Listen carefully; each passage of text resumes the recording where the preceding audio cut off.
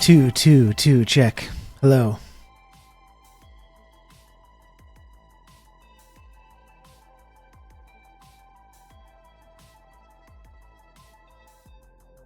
How's it going, chap?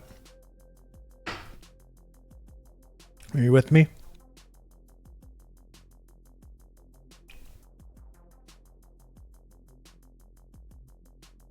What the?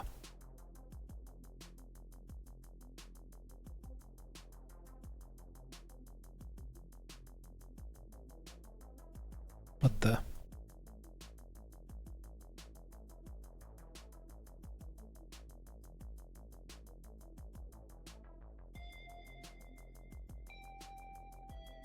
Sorry, just fixing my lighting here.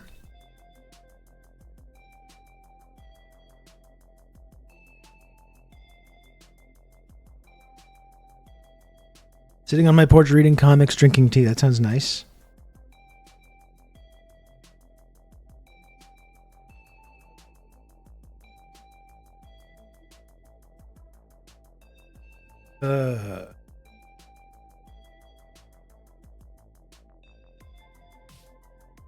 What comic are you reading?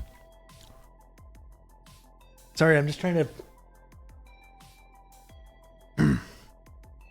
I don't know why this is, but... Of course I needed to turn... Because it's the future, and everything's stupid.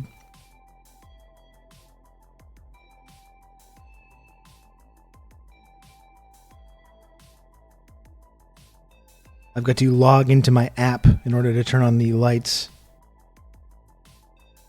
Okay, there we go. I did it. We did it. How's it going, Chad? Giant Days Volume 7. I'm not familiar.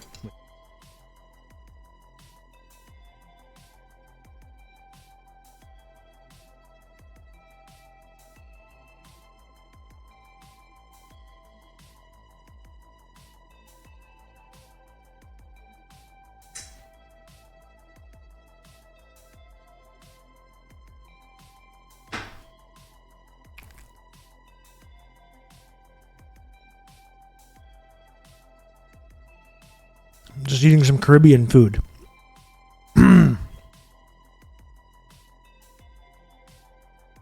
got some Caribbean food over here.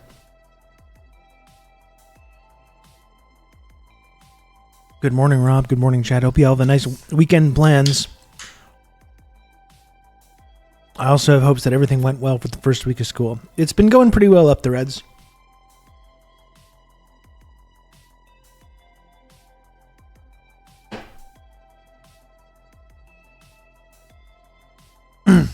It's been going pretty well.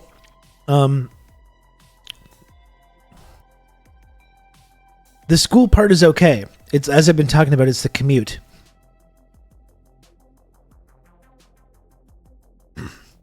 The commute is not really ideal. That's the issue that I'm faced with here. The Honda Fit was not acquired. No, that's what I've been doing all morning, Kijiji. I spent all morning doing this stuff and did not end up with the Honda Fit. So the search continues. I guess it was a good learning experience. I spent all morning driving to the part of town that I needed to go to, sitting in traffic, driving to where I needed to go to. Checked out this car, brought it to the garage, and didn't end up going with it. I'm really anxious about making like an impulsive decision with this. And this is like a 2009 vehicle.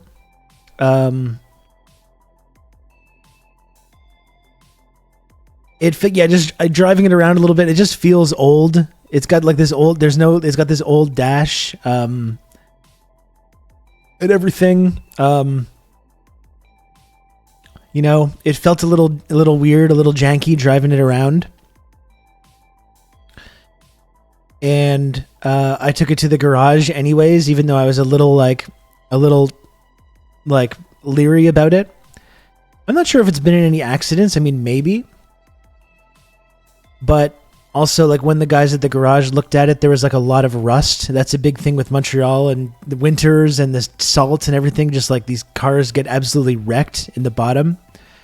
So there was a lot of like rust issues in the bottom. They were like, it's all been like painted over with black paint.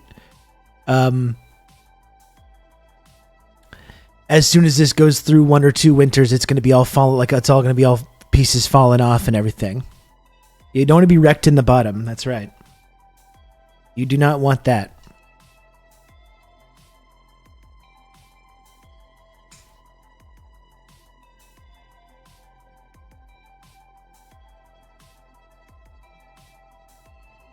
So, that was it. I didn't end up purchasing it. It was a good experience, you know. I guess I got to figure out how to do this.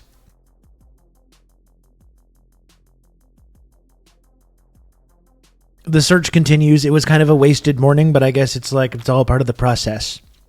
I didn't even think I was going to stream, but I just got back and it's like, shit, it's 12:45. I might as well just like do the show. I'm going to do an interview at 2 p.m. with Jacob Weindling. He's the editor-in-chief of Splinter News. This is going to be an interview for the Insurgents podcast.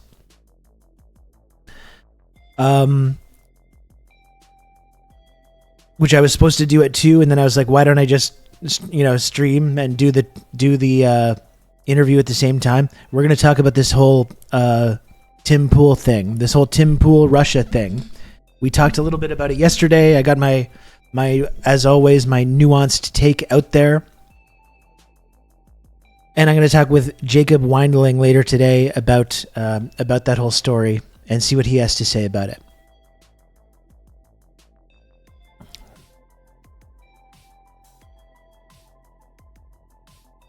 I wish I could smuggle up a car from California for you. Not a lot of winter road salt here. That would be nice. If you ever feel like driving from California to Montreal to hand deliver me a used car up the Reds, I'm not going to say no, okay?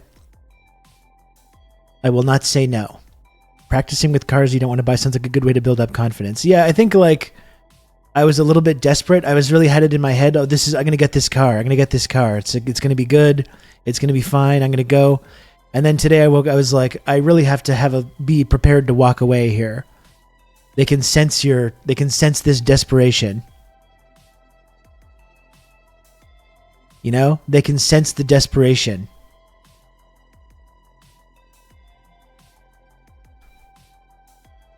I've heard those fits are prone to rust in the rear quarter panels. Well, everything is prone to rust in this city. It's just like you're parking your car in big, snowy, icy, salty, fucking snowbanks a lot of the time in the winter.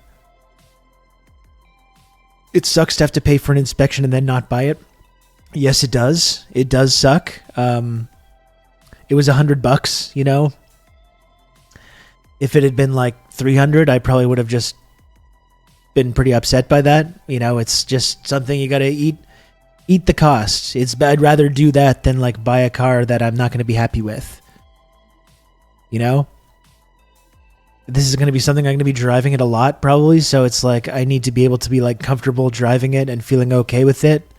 And if I buy something that I'm kind of hesitant on, it's not going to be good. It's not going to be a good situation.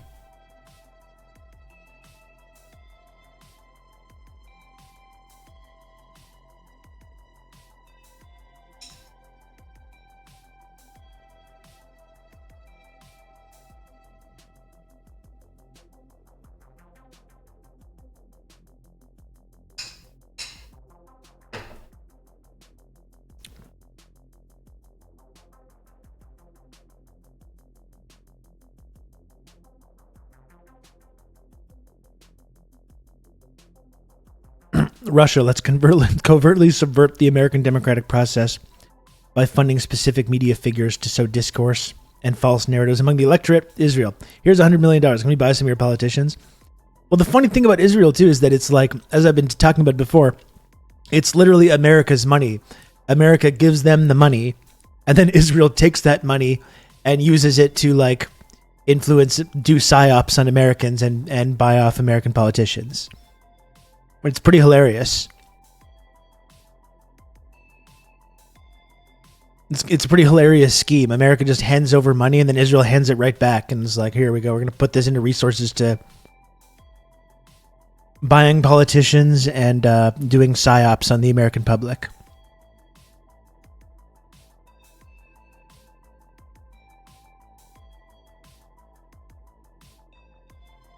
I think the fits are prone in general. Well, that's good. That's good advice, Old Dutch. The guys at the garage were like, "This is a really good car. Like, you should get a Honda Fit, just maybe not this specific one." They were like, "You'd be paying way too much for this," and it was not that expensive.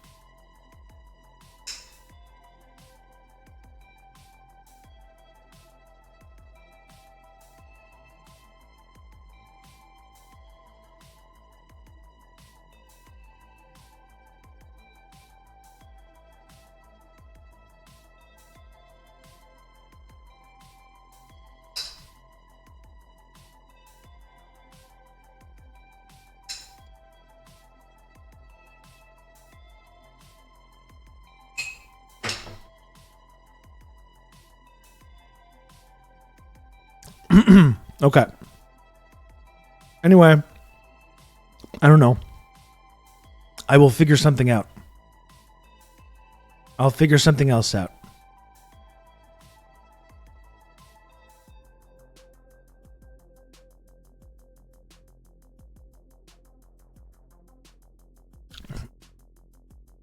Painting over rust is pretty naughty. I don't know if you should go to a different dealer. Yeah, seemed a little sketchy.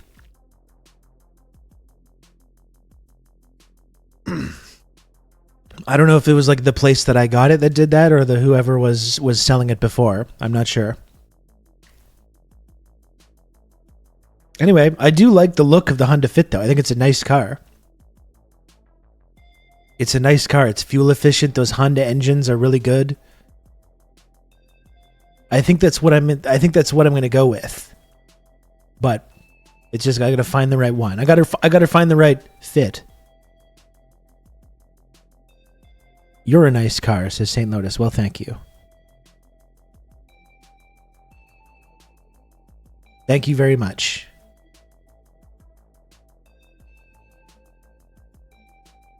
Have you looked on Auto Trader? Maybe I'll do that right now.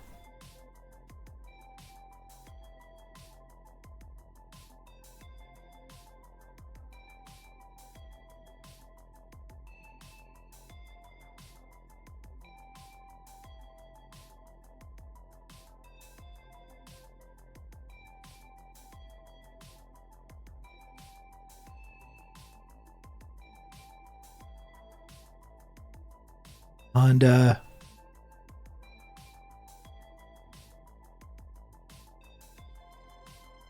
Fit. Show me cars. Oh, I gotta put in my postal code. Not letting you see that, chat.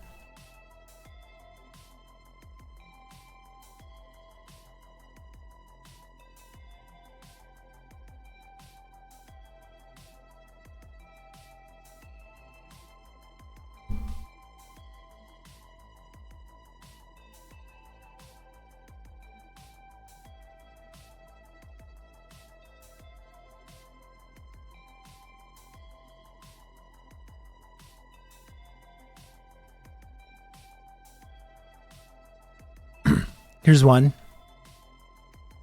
A 2013 for 75.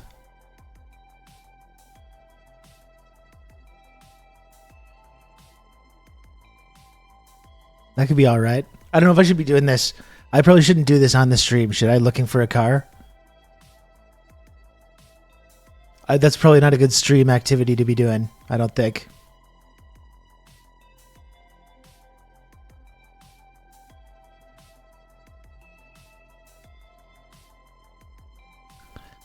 I think it's fun.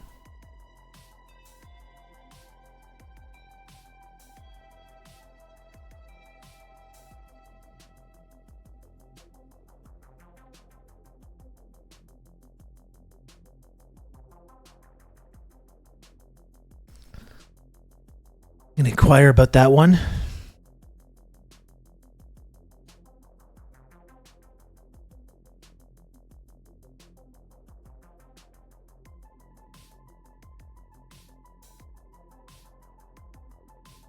Oh, is this a manual? I didn't notice that. Oh yeah, it is. Shit. I mean, I can drive a manual. I can do that. I don't really want to. I think I would rather have an automatic. I can drive standard. A lot of these are manual.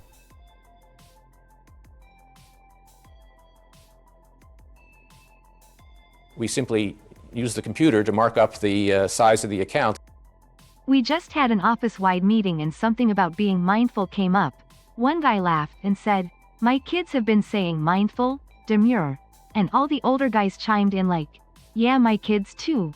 I was dying on the inside. That's good, Joe. Joe, thanks for the 200 bits. I don't even know if I know that like meme. I've seen definitely the people talking about being mindful and demure. I don't think I've seen the original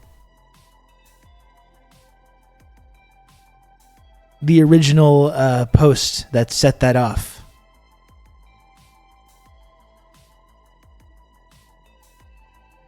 I can drive a manual mountain bike. Parents never had stick car during my lifetime. I learned to drive on a stick. Like that's my original car was that I learned to drive on was a black Honda Civic hatchback. I think I talked about that before.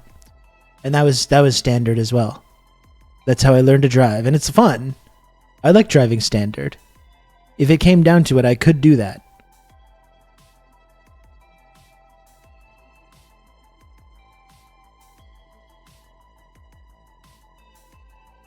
You're a bit late with Cap'n too. I think it's the age gap. I know we're doomed to always be 6 months behind. The slang is just moving so fast, you know? It's metastasizing at an alarming rate, the slang. By the time we learn about these things, even if it's only 6 weeks after it becomes popular, they're already moved on to something else.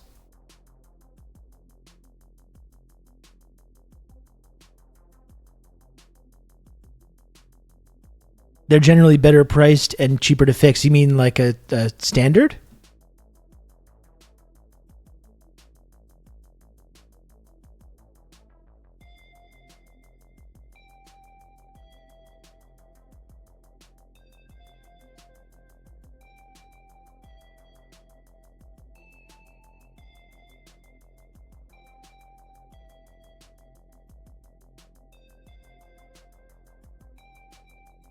Still have no clue what the thing about Brat is. Well, it's like Brat is already whatever Brat was, and I think I'm kind of familiar with the artist Charlie XVXX or whatever. So apparently not that familiar. But I know about that. But when Kamala starts doing it and like NATO starts doing it and stuff, it's over. It's over. Charlie XCX. I learned to drive in a standard, but I don't feel like dealing that in bumper-to-bumper traffic. No, I don't really either. I don't really either feel like dealing with it like in an icy Montreal street in January.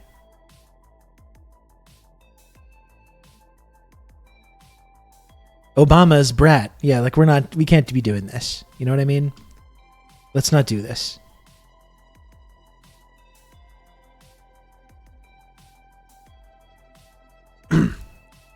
It is one way, though, if we find the younger generation and we find our kids' slang getting annoying, it is like, it's a good strategy to get them to move on, because when we start saying these things, then it becomes uncool, you know? So if we keep adopting all these like teenage slang terms, ironically, we instantly make it so lame and uncool. And then they have to move on and find different stuff, and we can just continue doing that. Charlie ruined it herself when she said Kamala is Brat. Really, like mainstream like artists need to really stay the fuck away from. I don't want to say just keep to singing, but like there's no way to like support or stan a like major mainstream politician in the United States without like totally exposing yourself as being a dumbass.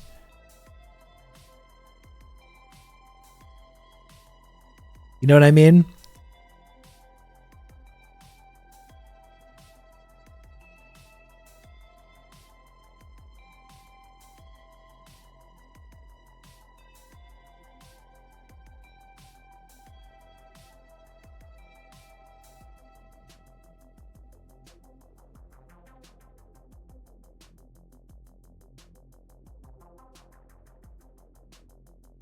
I'm one of the youngest in this community. I have no idea what any of that shit means. Yeah, well, I mean, I don't know what a lot of it means either. I just know that the words are used. That's the main thing. I don't really understand the meaning at all. You know? Like skibbity. Like what context do you use that? I don't know. Skibbity Ohio Riz. I don't even know what is that? You know, I know the words. I know that people are saying it, but I don't know what any of that represents. You know what I mean?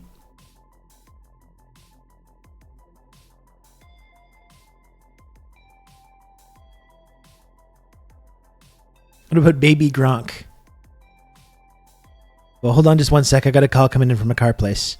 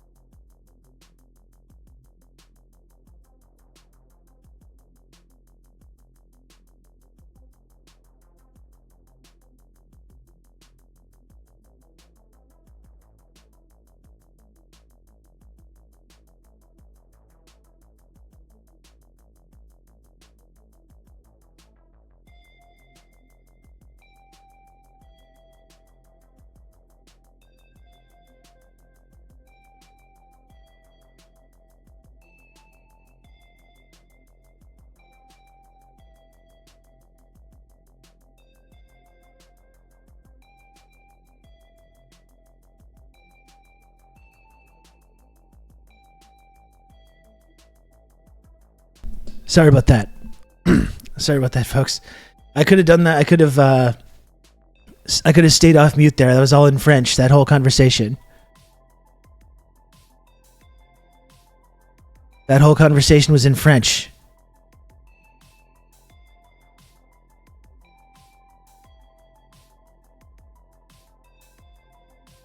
We're gonna see. They want me to come see this car on next Wednesday because I'm not going to be available to do it until next week. So might go check that out. I got another call coming in. Jesus Christ! One sec. Oui, allô? Oui, c'est ça. Oui, toi?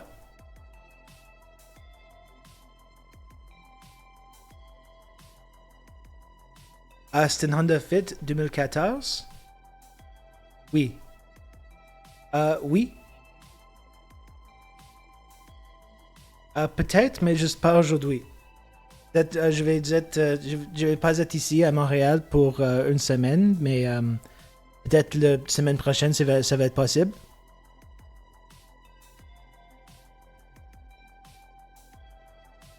Oui, je peux faire ça, oui. Ok, merci. Ok, ciao.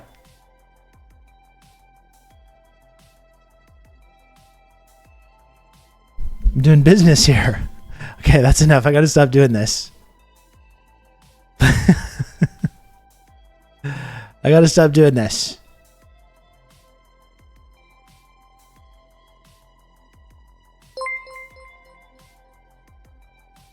Toyota Yaris. Thank you for the $15. Rob, please. Was that a Yaris? So Yaris is like yearning for me to purchase it?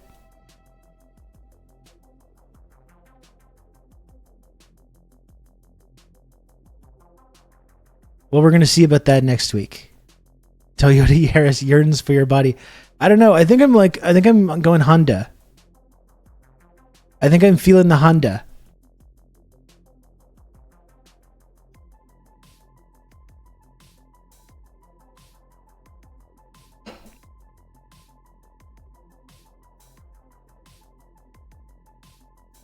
I'm pretty fit-pilled right now. It's true.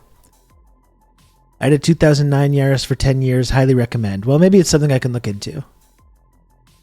Maybe I'll put it on the list.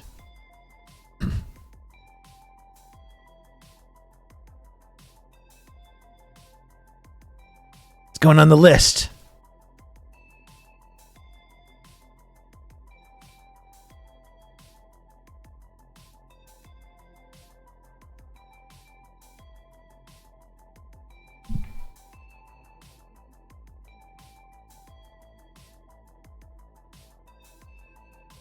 Okay, well, this has been an exciting stream so far. We say ciao in French sometimes.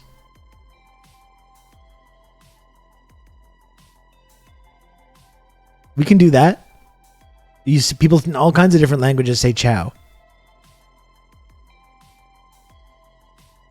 I think. You don't think Italian Quebecers exist? You don't think there's such a thing as Italian Quebecers? Well, there's a lot of them, okay? There's plenty of them.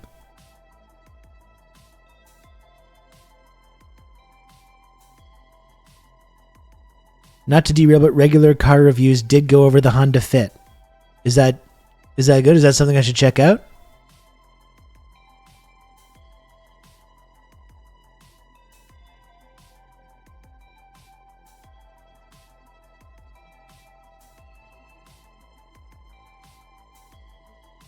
I see they did a 2007. Big thumbs up post 2009. I think I'm pretty fit-pilled, honestly.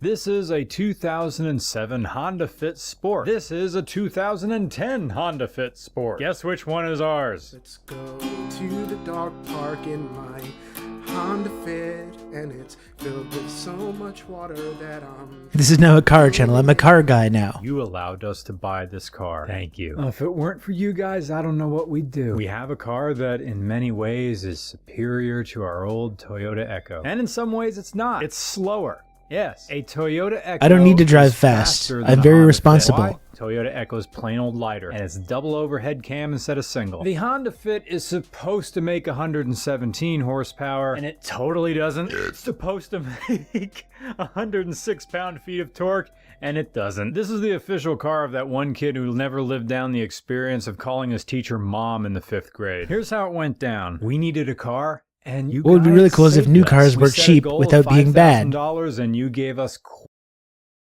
I like you. I like what you're laying down so far. You can get a bad car at all price points, but you can't really get an actually cheap good car unless it's got a weaker body or major repairs in tow. Unless you buy a vehicle manufactured in China, which we're not allowed to do. That would be nice. Imagine if our market was flooded with cheap Chinese vehicles, which would then theoretically lower the price of other kinds of vehicles from other brands. That would be nice. Too bad we're not allowed to do that. Back when we were looking for a new car, I was extremely fit-pilled. Ended up with a Subaru Outback, though, because we needed room for 2 car seats and a 70-pound dog. Otherwise, would have had a Fit 100%. Subaru was an option as well that I've been poring over. I've been pondering.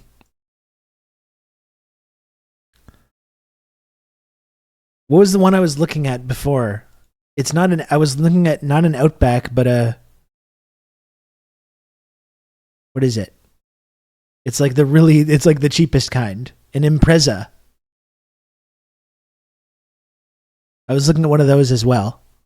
Quite a bit more than that. We felt weird about spending more on a car, so we only spent what we asked for. This car cost us exactly $5,000, and I'll bet I could have got it for $4 because when I got it home, it leaked. Yeah, I called up the dealership and complained. The guy said, well, you can bring it back. I certainly will take care. I'm not driving all the way back to Jersey. It was the middle of February. It was snowing, whatever. But it's a car, and it's us, and it goes, and it places, and this thing went all the way to Colorado and back. As a car, this is superior to a Toyota Echo. As something that has to do stuff. The Fit does more stuff. It hauls more stuff. Its seats move all over. I don't need to haul anything. And it has a banging except stereo, ass. and it has an aux jack. I finally have an aux jack. No more FM transmitters. And it's covered in silicone. Why? Oh man, I've been drinking like straight vermouth. I'm out of gin. The first generation In addition to being a problem with leakage. Immigration nerd, I'm also a car nerd. Stay away from old Subarus because they're known to have head gasket problems. Okay, good. That is good to know. Good to know. You see, Honda at this time was going through a senioritis of sorts. I mean, they were the kings of hatchbacks with the DX Series Civics. I love that DX Series Civic. That was my car. Coasting on their own reputation and putting out crap. Honda Fits leak around the roof rails, you know, the rain gutters here, and they also leak around the back hatch, but they don't leak around where the rubber seal is. Where the body panels meet up, there's sealant, but the sealant they use was of poor quality, and the quality control overall at the time was not very thorough. In other words, there were cars leaving the factory that should have gone back for reconditioning, and they didn't. So some of them leaked. So you have to seal them up yourself. I started by doing a really good job, and then it still leaked. So I put a little more silicone on, and it still leaked. And then I just went... Okay. Well, I don't know. I mean, I'll save this. I don't know if this is like really great content for me to look at all this.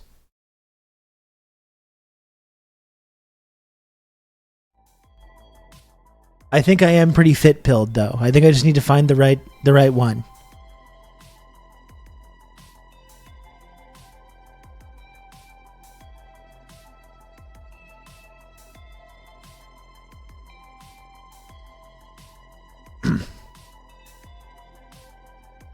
Rob wants to silence any negative information. The Honda Fit. 2009 or sooner. Well, that's the one. The one I looked at today was a 2009, and I wasn't really feeling it. And it was really very rusty. The bottom part was very rusty. So if I can find something, if I can find a 2013, 2014 maybe, we might have something. We might have a little something. We're going to see. Anyway, folks, in just 40 minutes time, I'm going to do a live podcast recording with editor-in-chief of Splinter News, Jacob Weindling. In 40 minutes time. Still hovering around the 0 subs number. So remember, if you do enjoy this program, folks, and you want to support the show that I do every single day, you want to support the work that I do here on Twitch, and you want to help me in my quest to purchase a 2014 around era Honda Fit, please subscribe and help me make this little number at the bottom of the screen go up. It's the only way that I'm able to do this show each and every day, is if people subscribe. We're going to do a live podcast recording. I'm not going to be able to do any calls to action there.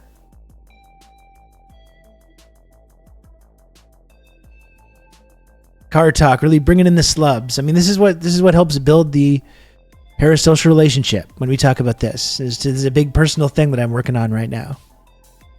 What's the episode about? We're going to talk about the Russia and Tim Pool thing. But Jacob's also done a lot of really cool reporting on other things as well. Lately, Splinter's been doing a lot of really good work talking about Israel and you know, a bunch of other important issues. So we're going to focus on the Russia Tim Pool thing, but I think there's a way to transition into talking about Israel as well when we talk about the impact that they have on our media ecosystem as well. Russia Pool. Is it easy to import American cars into Canada? I don't think so. I don't think so. And I should be able to find something in Montreal.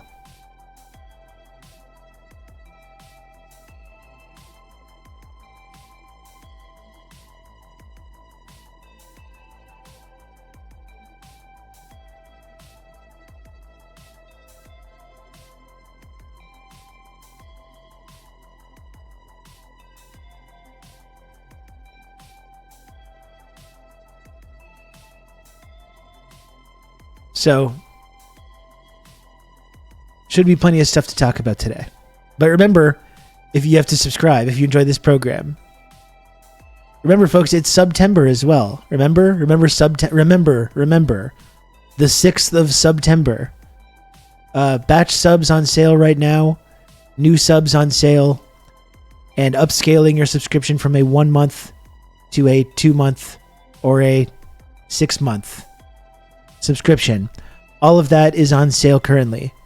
So please, if you can, support this program by subscribing. I really appreciate it a lot.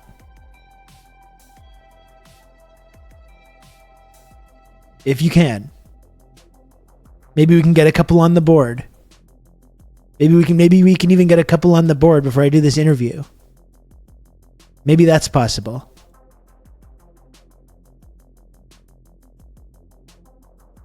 So up the res, you're concerned about the rust issue. Well, that's the thing. I just feel like that would be so expensive.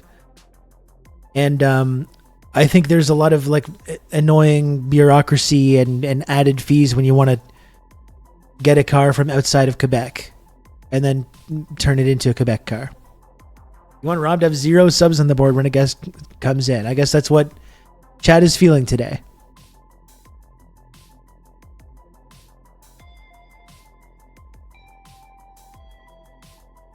Chat's in its dominant trying to humiliate me arc.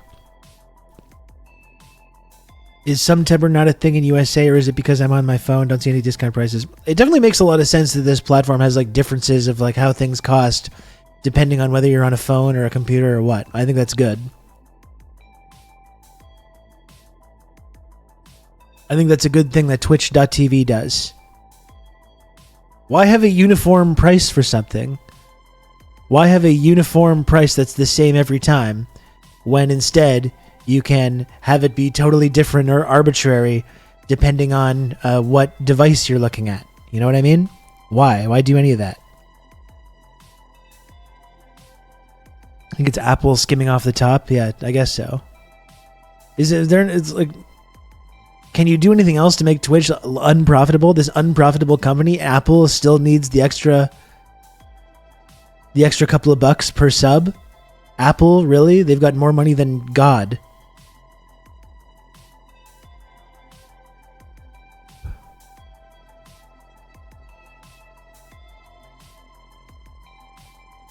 Apple and Google fees on subs drive up the price on mobile. Well, I guess that makes sense then.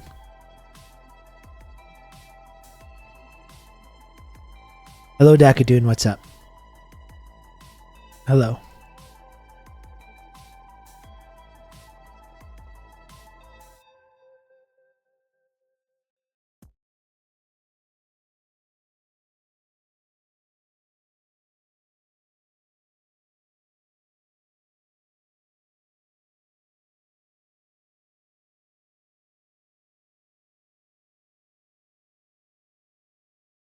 September discount applies only to the first term of recurring subscriptions, is what it tells me.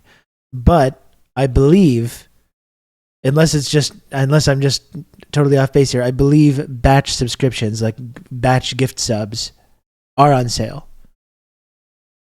So yeah, if it's a new sub, if it's the first term of a recurring subscription, it's on sale. But otherwise, batch subs and also upscaling to 3 months or 6 months.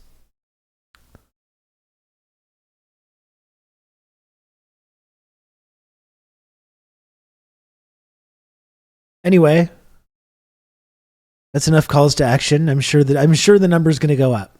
I'm sure it's going to. I have the utmost confidence.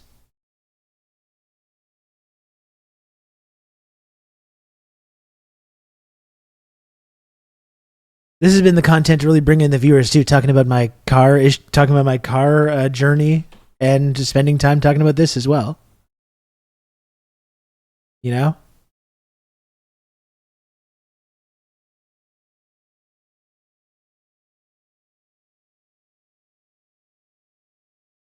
What's this? What has a lightweight monocoque chassis, high revving 1.5 liter Honda engine, and corners like a... Who am I kidding? Just noticed I got You the saw the pearl thumbnail. badge. Good job, lol, whatever, dog.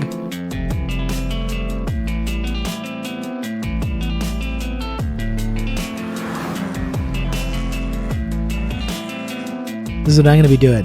The Honda Fit, an unlikely Toge hero. Known in other markets as the Honda Jazz, its subcompact layout squeezes ample performance into a modest chassis. Perfect for the winding mountain roads and Twitch narrow is basically city forcing you to streets go to of the Russia for funding with these Not price too much increases. Unlike the A86, the That'd Fit be is nice. a typical commuter car with racing pedigree and technology. But unlike the 86, I don't believe the Fit is recognized for what it really is. Today, I show you why the Fit has earned a spot at the top. Today, I show you what makes it so great. Built on the shoulders of giants, the Fit has evolved through 4 unique generations, but we only care about the first 3. Hitting the streets of Japan in 2001, the Fit was the new kid on the block.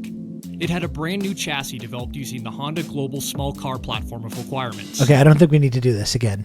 I'm sorry, folks. I'm sorry. We don't need to look at Honda Fit content this entire day. We don't need to do that. There's no reason for us to do that at all.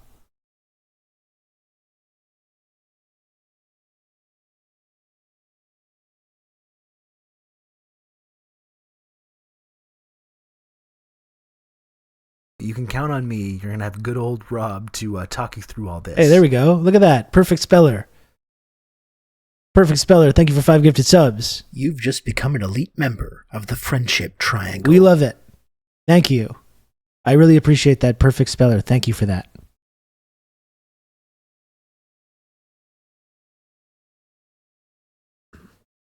This is almost too much fit pill for me, a Honda enthusiast. Yeah, I think I'm leaning a little too hard into this.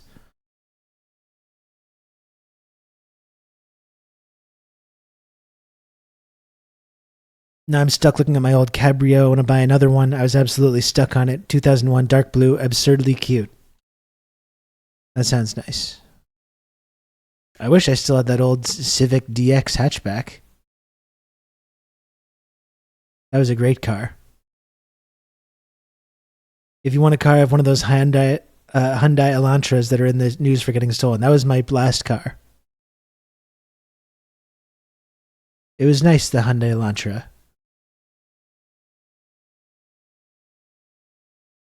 I would love to get a Yugo, yeah. I mean, again, what I would like is a Chinese electric vehicle. That's what I would like. If it was up to me. If we lived in the free market. If we had a free market, that's what I would be doing. I would be purchasing a brand new BYD electric vehicle for like 10, 12 grand. I would find a way to do that. Alas, though, Justin Trudeau said no. He said, no, you're not allowed to do that. Have you considered asking Justin Trudeau for a tariff exemption? I should. I should just like write him a cold column. Send him an email. We simply use the computer to mark up the size of the account. That Honda Fit got me acting uncivic on my own accord. Thank you, Joe, for the 200 bits. Thank you.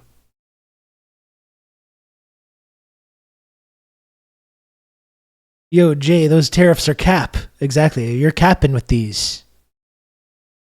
You're capping with these tariffs. It might end up still being worth it, honestly, even with the 100% markup. It might end up still being worth it to get one of these vehicles. I think buying one of those $10,000 BYDs would probably still put it like well below market value, even if you were getting it for 20 instead of 10.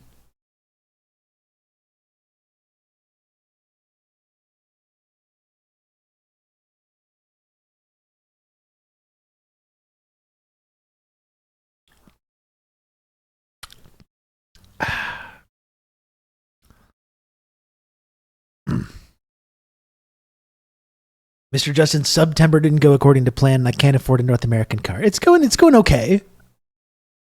I mean, it could be better, sure. Yes. It could be.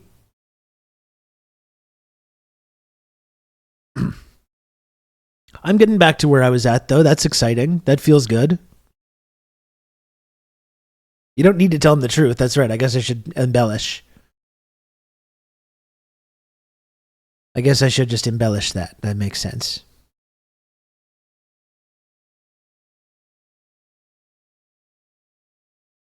I'm a famous Canadian teen idol. I'm down on my luck. The music industry has taken a downturn over the last 15 years since I was involved in it.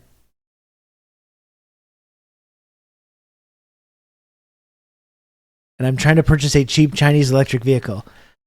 It is nice. I saw as well, I just got a tip for a 2012 Volkswagen Jetta. I don't know if I want to buy a Volkswagen, though. I think I want to buy a Honda or another kind of Japanese car. I don't know if I want to buy a Volkswagen.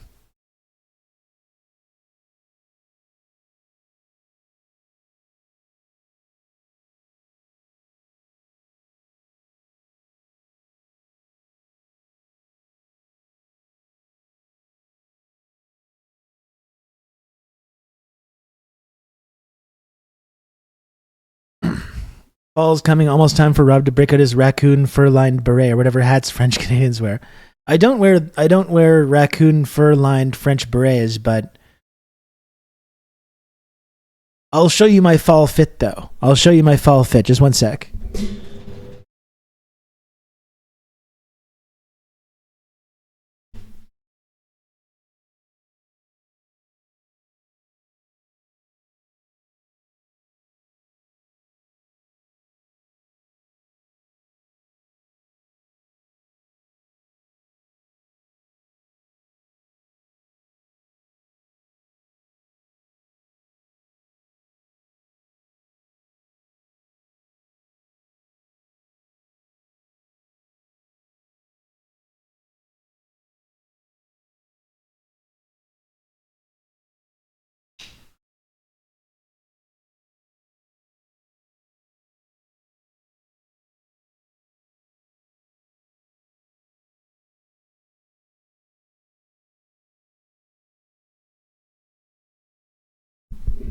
This is my fall. This is my fit. This is my fall look.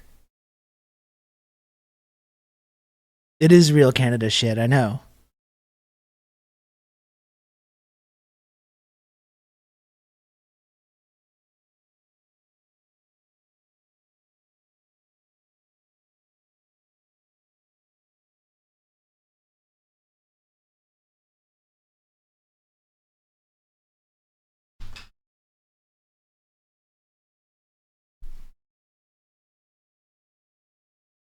These are the glasses. They really set it off. The pumpkin color tea makes it autumnal. It's true. Yeah, it does.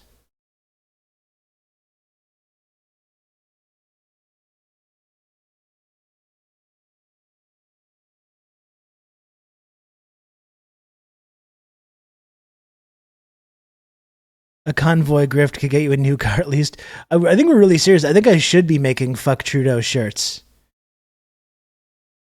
If I make Fuck Trudeau TRRS shirts, I feel like I could find a vein of convoy people to purchase those and inadvertently fund my subversive communist propaganda. I tuned in just in time for Hot Rob, apparently. I'm just showing off. This is how I look in the fall. This is my fall look. This is when I'm walking around outside my apartment. This is what I'm looking like.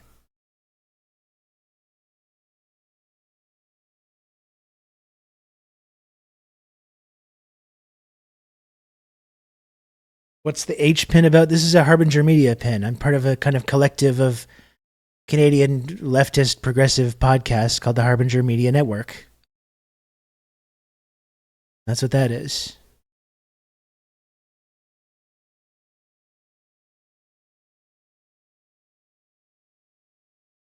Buck Trudeau on the front and Fidel Justin Masha photo on the back. I'm not crazy about designs with the back. On the back of shirts. I don't love that.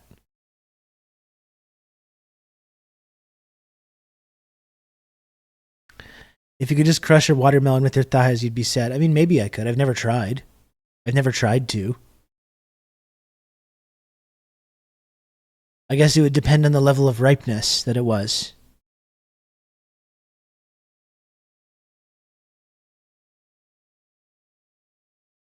You don't have a giant dead Kennedy symbol on the back. Not of this jacket. I could put something on the back of this jacket. That would work.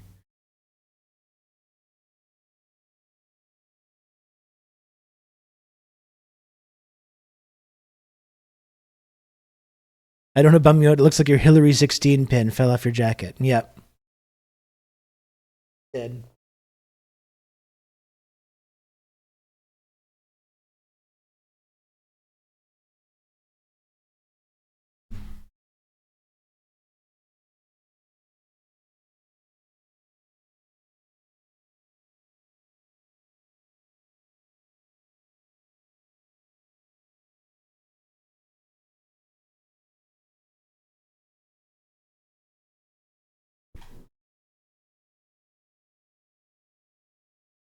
Anyway, that's what I look like when I'm not here. When I'm not on the stream, I go walk around and I look like that.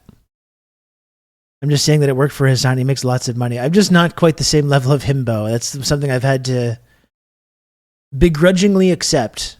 I've had to begrudgingly accept that I'm just not operating at that same level of himbo.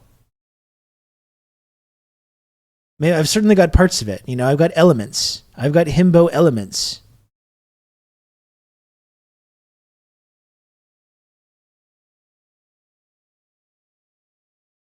I found this at like the local community, one of those like free little library. Sometimes, I don't know if you have those in your community. There's like a little like booth where people put books. If you don't want them anymore, you can just take a book. And I found Le Carré, Tinker Tailor Soldier Spy in there.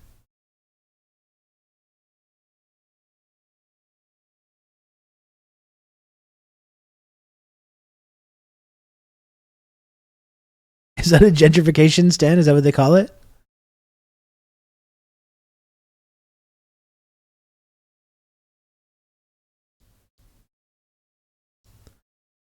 Did you put a Stalin book back in there? No, I'm keeping those for myself. I'm keeping the Stalin books.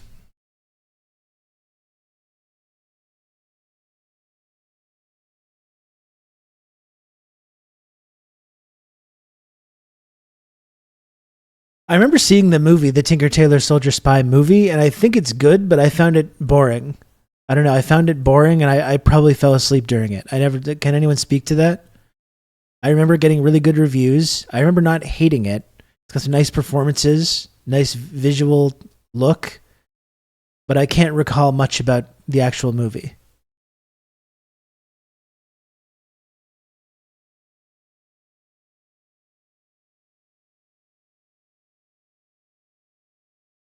The ones I find only have Bibles and Christian reading material. No, we're usually better than that. I found the book boring. I'm still reading The Great Gatsby. I've never read The Great Gatsby, despite being like an English major. I never read The Great Gatsby. And I'm reading it now, and I think it's fantastic. The Great Gatsby. Oh, gosh. Oh, gosh.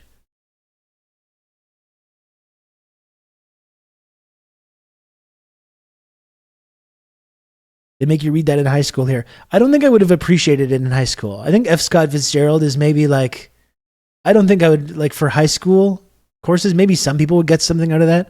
Like I started reading F. Scott Fitzgerald in university. I read Tender is the Night in university. I don't know if I would have liked any of that stuff in high school though. Maybe, you know, it's not like I didn't read or I wasn't into that kind of stuff, but I'm definitely actually appreciating it now. There's just a really big difference, right, between the times you read something because you're forced to, and like when you actually like are interested in it and want to read it. I mean, when we're talking about the 20s as well, it's like you see the reflections of our own era now when you read Great Gatsby. You know, I talked about it the other day. The proto-fascists roaming around everywhere, the proto-fascist nouveau riche Americans in the 20s, right before the dark times begin. I think it's really relevant right now to read that.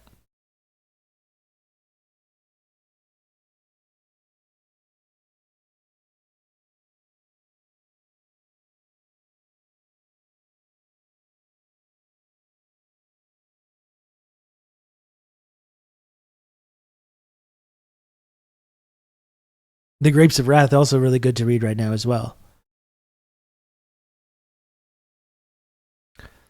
Fund libraries. They're defunding libraries because it's one of the few places people can go without having to spend money and read books for free. Library is one of those institutions that, like, if they tried to invent libraries now, it would never happen. The fact that libraries exist in the first place is like kind of a miracle. It's like, it seems like a relic from a totally other world, doesn't it?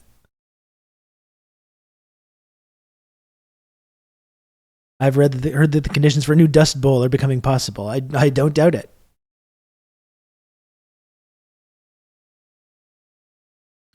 Bookshare app. Yeah, Booker.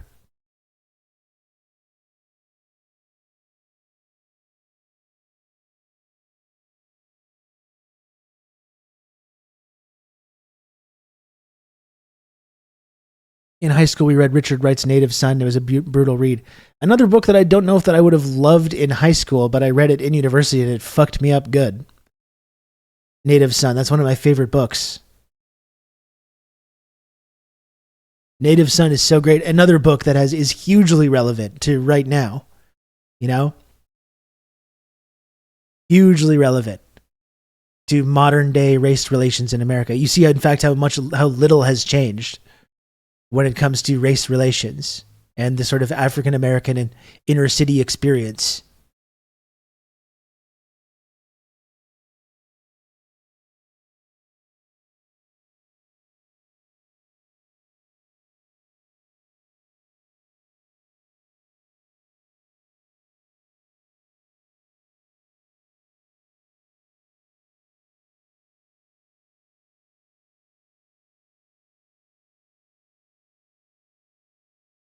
Yeah, it's sad that that's kind of going away, isn't it? It's really sad.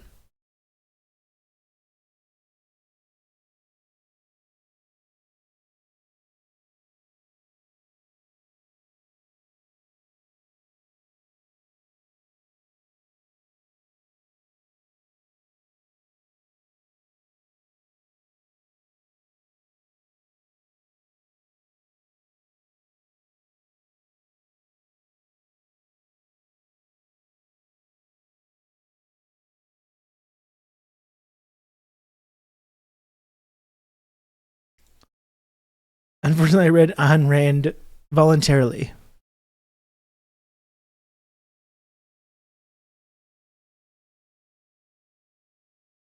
When you read it, though, you were making sure to shake your head in disapproval, so everyone knew how much you were not into it.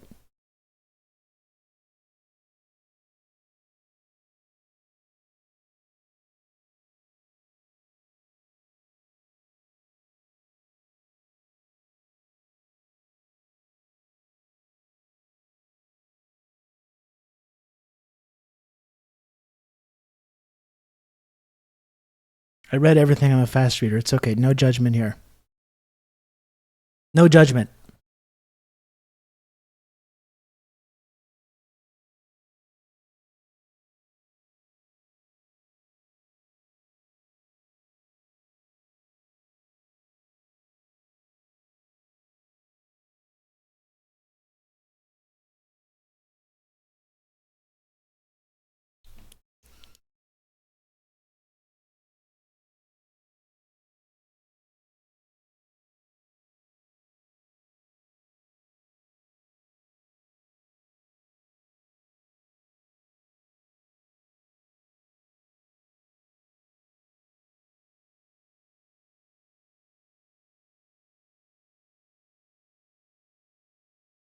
What was my title yesterday?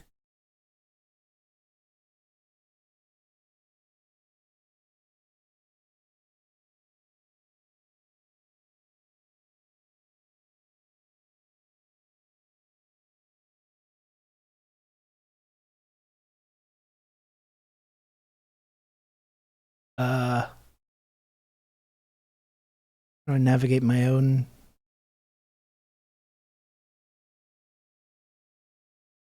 Russia funding right-wing morons. Okay.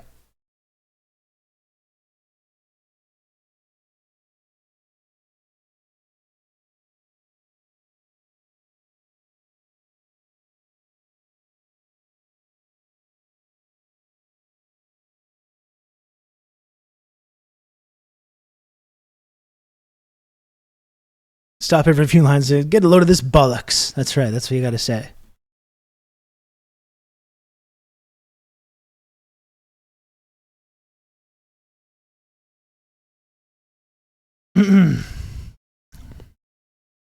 Okay, so we're just a few minutes from having on Jacob Windling. Jacob Windling is going to come talk to us about this Russia story in just 10 minutes. It's going to be very cool. Before he comes on, if you do enjoy this program and you like this content and you want to support the work that I do on here, please subscribe if you can. Okay? Please subscribe if you can. It's September. Batch subs on sale. New subs on sale. Upscaling your sub on sale. Every little bit goes to support this stream. The only way that I'm able to do this show each and every day is through the very, very generous support of the community members who subscribe, help me make this little number go up, and send tips and bits and all this stuff. So if you enjoy the content, you enjoy the community, please do subscribe and support the work that I do on here.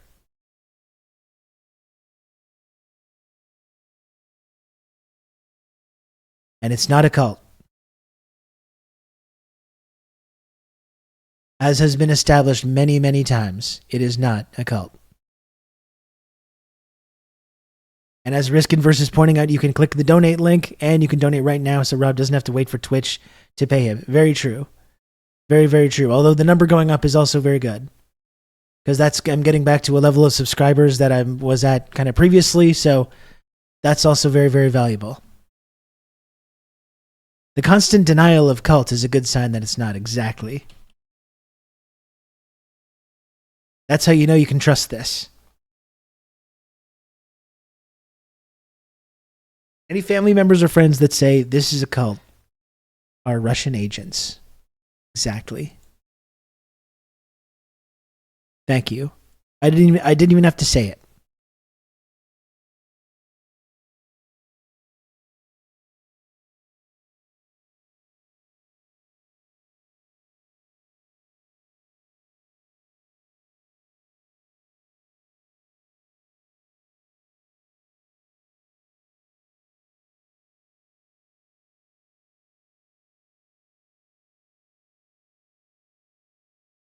Your family and friends may not approve of your new lifestyle.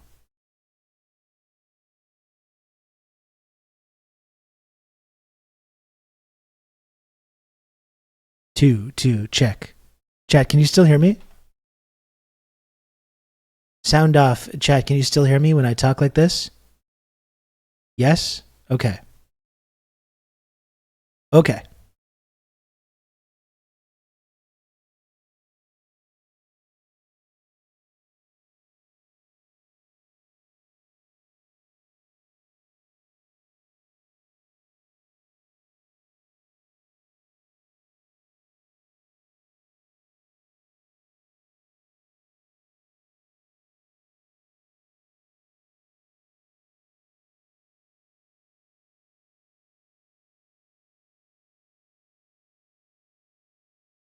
Okay, just sending over the link here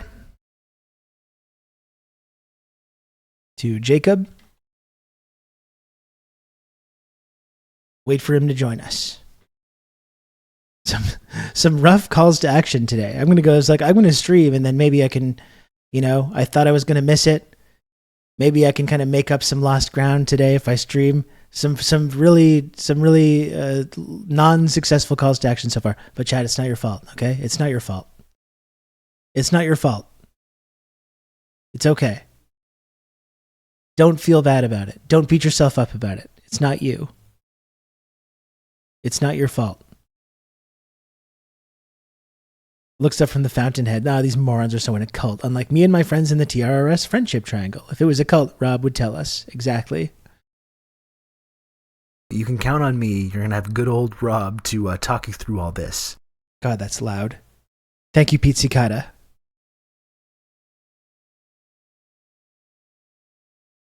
Thank you for the gifted sub, You can Pizzicata. count on me. You're going to have good old And thank you, Rob Risk to Inverse. talk you through all this. Risk Inverse, you've really been coming through with the supporting this program over the past little while, and believe me, I appreciate it a whole lot. Thank you so much. We did have a big sub day yesterday, we did. Absolutely true. But the reality is, this fucking number has to go up every single day. That's just the nature of the beast. That's just what I'm working with. That's how I'm able to make a small living from this platform. I don't like it. You don't like it. We don't have to like it. You know, I get it. Believe me. I wish there was another way. I wish we didn't have to talk about the number. I hate talking about the number. Really. It's my least favorite part of my day when I've got to sit here and talk about this little number at the bottom of the screen. It's one of my least favorite things that I have to do.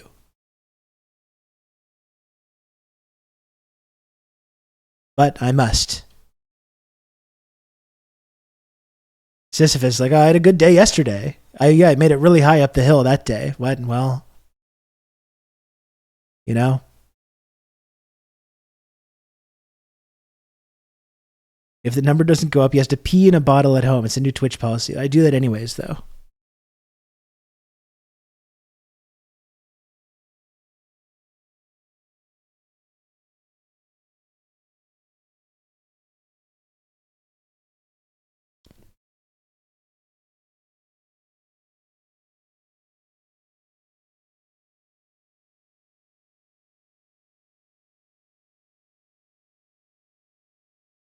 I do that anyways just for like, health and safety reasons.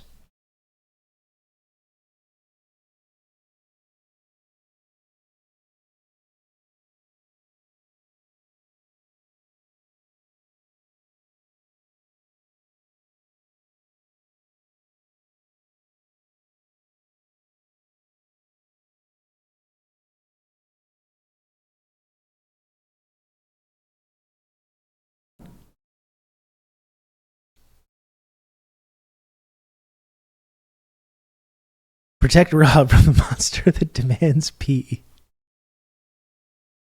In fact, I'm peeing right now. That's right. I do this stream astronaut style. Did I not tell you this? I do this entirely astronaut style. This is how I'm able to sit down for these lengths of time. 3-4 hours. Just natural wellness influencer things. Exactly.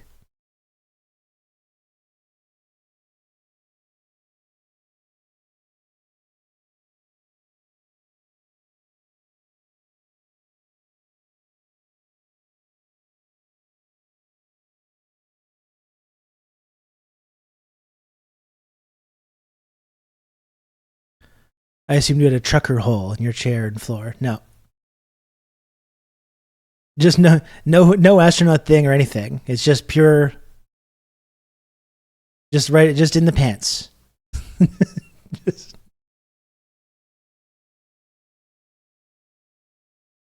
God, that's very silly. That's very silly. If I was doing that.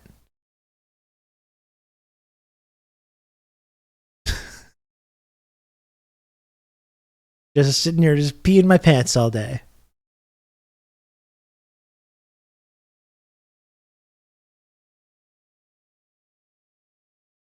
Jesus.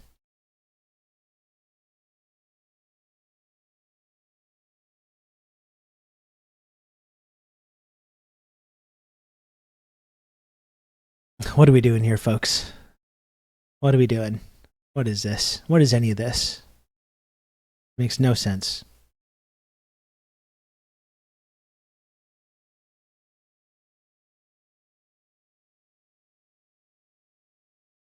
Anyway, we got Jacob Windling coming on in just a moment.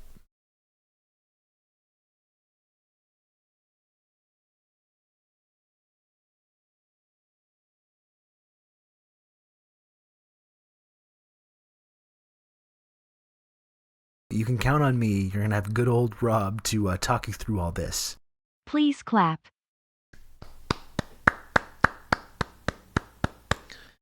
GMO Radio, thanks for 36 months tier 1, and congratulations to you on the 36-month, 3-year Pearl TRRS sub badge. You did it. You made it. You did it.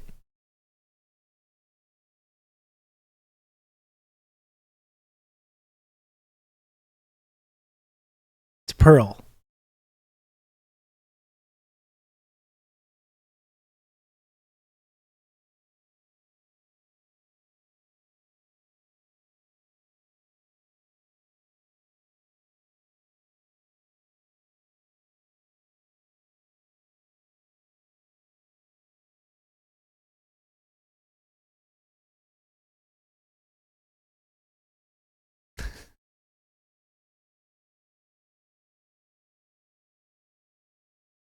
Pearl does look good on you. It does.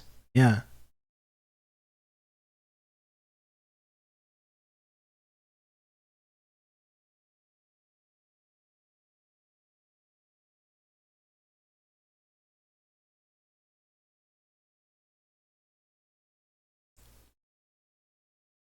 Just waiting one moment here. Jacob should be joining the show any moment now. And this is a live Insurgents podcast recording. Jordan is away doing some stuff.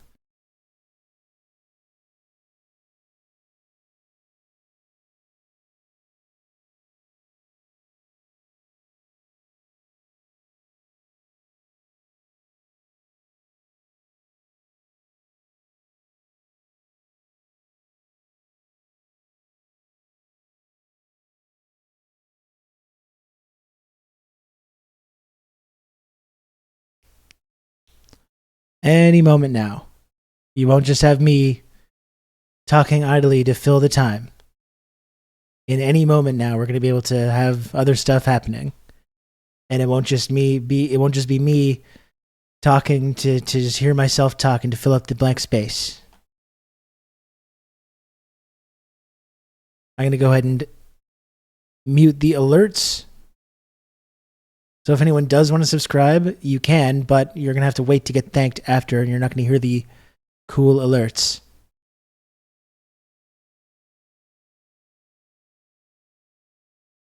They call it vamping, do they? Okay.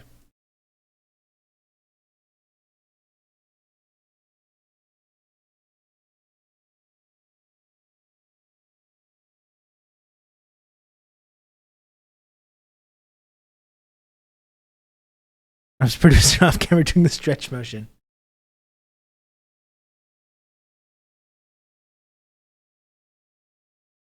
It's okay.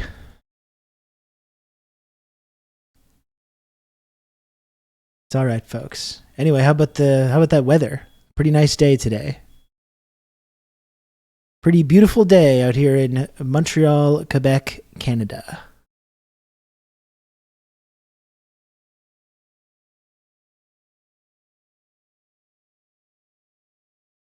Yep.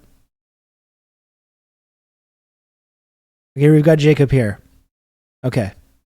Let's get this going.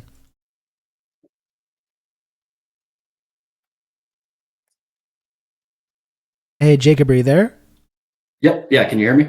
Yeah, I can. Yeah. I'm not able. Okay, so I'm actually live on Twitch right now. So we got a little bit of an audience here you don't need to worry about that or anything. So I'm not able to use my camera, but if you're comfortable being on camera, I can put you on the screen and everything. Yeah, sure thing. Okay, cool. I'm gonna go ahead and do that. Thank you so much for joining me here. Of course. Thanks for inviting me. Yeah, no, it was my pleasure. Chat, everyone say hi to Jacob. We'll just get this going in just one moment. I guess I wanted to know, is it Windling? I just want to make sure I pronounce it properly. Jacob Windling. Yeah, okay. Windling. Okay, good. So I'm pretty much ready. You ready to do this thing? Yeah, let's go. Great, awesome. Okay, let me go ahead and start that.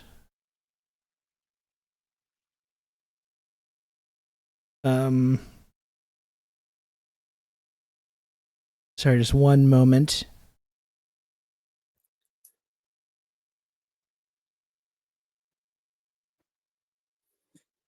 Okay. I'm just not seeing, I'm not used to doing this. Oh, there's the record button. Okay, good. Okay, now ready to go. Good. Thank you. Okay, thank you for your patience. Record audio only. That's what I want to do. Okay, record. Okay, and now we're joined by Jacob Weindling, the editor-in-chief of Splinter News. Jacob, thanks for joining the show. I appreciate it. Of course. Thanks for inviting me. Yeah, my pleasure. There's lots of interesting stuff to get into today. I guess before we wanted to get into the heavier stuff, we've been kind of moving away from this question lately on the show, but I think it's important to bring it back sometimes because this is primarily a gaming podcast. So are you a gamer, Jacob? And are you playing anything recently that you want to talk about? I wouldn't go as far to call myself a gamer. I've played video games my whole life, but like one of my close friends is like an actual gamer, and so I would not insult him by having me go up to his level. You don't want to steal any gamer valor. Correct. Yeah, I do not want to steal gamer valor. I'm very much like a normie gamer. You know, like I love Red Dead Redemption 2. Play that all the time. I just started playing NCAA 25. Got a league going with my friends, and so a lot of that. I'm a big Rocket League fan. That's like the perfect video game to me. Yeah. So like lots of kind of like basic straightforward games is what I'm into. Love Rocket League. I actually just finished Red Dead Redemption 2. I hadn't played it originally when it came out. I started it and I wasn't able to fully get into it in the way that I did the last one. And then I finally returned to it a couple months ago and finally played through that. And yeah, it really did blow me over this time. It really, what an experience that was. Yeah, the story, like usually I don't really care about the story in video games much, but like as that went on, I found myself caring more about the story than the actual gameplay. Yeah. No, pretty remarkable stuff. And prayers up to Arthur, of course. Of course, and his horse. Yeah. Oh man, that was devastating. Oh man. I viscerally hated Micah, so the character of Micah, like a lot, yeah. like as an actual, like had an actual emotional response, just an awful person. I was really looking forward to tracking him down and doing some bad stuff to him. I don't know. I went 100%. To a dark place. Same here. I was just waiting. I was like, when is the mission for me to kill this motherfucker? Like it's going to happen. It has to. Yeah, absolutely. Well, that was what a satisfying game. I'm glad I finally jumped back into that. But Jacob, so I wanted to bring you on the show to talk about this story that broke this week about this indictment that came out that named a bunch of kind of right-wing media grifter morons as being kind of like either, I guess, charitably saying unwitting accomplices who were being paid off by Russia in order to, I guess, promote these kind of viewpoints that they found beneficial to them in some way. I mean, the first thing that I thought when I was, when this story broke is just like, why these guys? Like, where's my foreign influence money? It's like I'm here grinding away in the content mines, and like these guys are getting $400K to do all this, annoying crap. For one fucking video, right? Yeah.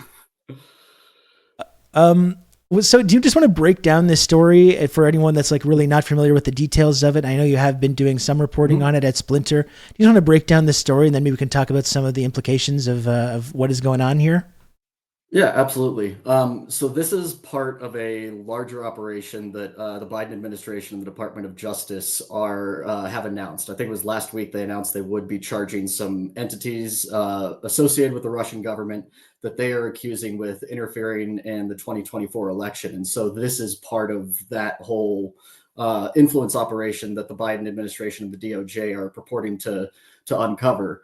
And so, yeah, you summarized it pretty well, is that these doofuses who, produce just the lowest garden variety, outrage style content, were approached by a guy in scare quotes, Edward Gregorian, who was the realest person you can imagine. Yeah, right. So they were approached by him to basically invest in this new company. The thing that's really, I think that is the starkest part of this story is if you read the, kind of the news reports of it, because it's a legal situation, they don't go as far as to like really highlight the issues that these right-wing dipshits have found themselves in. But if you read the actual indictment, they look like they're really fucked, because the DOJ very clearly has tons of emails. There's all sorts of quotes in the indictment where they are quoting, Persona 2 and Founder 1, all these people who pretty clearly I think are Tim Pool and Benny Johnson and all these other, doofuses for, receiving money. And there's just like, it's such a slapdick operation. Just for one example, one line from the indictment to give you an idea of like what the Russians were doing on their end is the DOJ writes, on or about February 10th, 2023, Persona 3 sent an email to a potential influencer copying Founder 1 and signed the email as Edward Gregorian rather as Persona 3. After the email recipient expressed confusion as to whether the sender was Edward Gregorian or Persona 3, Persona 3 quickly responded in part, Edward forwarded this email to me and asked me to reply on his behalf. There's another happens all the time. Yeah, right. Like, and so basically, quote unquote, Edward Gregorian is Personas 1 through Persona 3. And so there's all these stories of how, like, whatever Russian operative on the other end of this was, like, royally fucking up. There's one where he said he was going to meet them in Paris, but he was in Moscow, as the DOJ was able to verify, supposedly from his IP address. And Edward Gregorian sent them the wrong email for the time and then immediately Googled time in Paris. And the next email was, sorry, wrong hour, didn't sync the calendar. And so, like, just from top to bottom, this is just the most slapdick propaganda operation I have ever seen in my entire life. And just like reading the charging document, I really don't know how these guys are going to be able to get off on this, just because it's so clear that the DOJ has so much on them. So, because a lot of what the response to this has been these guys. And by the way, I don't know if we need to cover ourselves. This is all alleged, right? This is all allegedly. We don't know exactly what happened. We're just commenting on an ongoing legal matter. We don't know exactly the details of it. We can kind of parse from what we've seen, like, and come up with a conversation about it, certainly, without making any direct accusations. But do you think that, like, this kind of excuse that, like, oh, we're victims in this, like, you've saw a number of responses like this, like, if this happened, like, we're the victims. We were misled. We were duped into participating in this. Do you think that's going to hold up, or how do you think that's going to go? I mean, I have a political science degree. I'm no legal expert, so political science is legal adjacent. But just like reading throughout this whole charging document, the amount of evidence that is presented in it is really staggering. And I have kind of come to the conclusion that, I titled my article, right-wing dipshits accused of being Kremlin stooges by the DOJ say they're big dumb babies who don't know anything. And that is really their only defense, I think, in this, is that they, like, this entire shit show of an operation that it was so clearly, just fucked from the start. They basically have to accept that everything that they have said and that they have done is genuine, and that they are just like the dumbest people in the history of the world. That, they got one email from this Edward Gregorian person offering investment, and they asked for proof of who he was, and he sent like a one-page link. That PDF is incredible. And so, like, with like a Getty Images guy on there with his face blurred out. It's just so low rent and so low effort, and so, like, maybe they could get off with the, we're the dumbest people in the world defense. But to me, that's the only defense that they can really mount and I just find it so funny that, the most cynical people in the world running just like the lowest grade propaganda operation. Now, like, their entire legal defense is basically like, I have to defend everything that I have said over the course of my entire life as legit, or else I might go to prison. Yeah, it's going to be interesting to see how that goes. I mean, one thing that I feel like is kind of working in these folks' favor a little bit is that this just seems to be also a little bit how the whole right-wing media ecosystem works, right? There's just billions of dollars of dark money floating around. Who knows where it's coming from? These guys are so used to getting access to this from like the fracking industry or whatever else nefarious, dark billionaire money that's funding these kinds of operations, it almost is believable to me. They're just like, oh, some billionaire wants to give me $100,000 a week to do some videos. Yeah, sure, whatever. I'm so used to getting this kind of treatment because all my views that I talk about on these programs totally coincide with this like rudimentary conservative agenda that's trying to be promoted here. That like, I'm just not going to ask any questions. This is how normal it is to just be handed over big sacks of cash by anonymous billionaires in this world. Yep. Yeah. Especially since, so many other countries have, launched influence operations. Obviously, Russia is the big scary one in the room, but, Israel has influence operations. The United Arab Emirates has influence operations. Iran has it. So like there's no doubt in my mind that there's more countries than just Russia who have been, funding all of these propaganda operations on the right. Oh, of course. I mean, that's I think an important conversation that I hope will come out of this, which I'm not sure it will, because it kind of exposes something really dark about the American media ecosystem, which is that this should not just be about Russia. You know what I mean? Like, I understand like where these accusations come from and why this indictment has been handed down, but like there is so much, not just domestic, but foreign dark money floating around, like you mentioned, from Israel, from UAE and Saudi Arabia.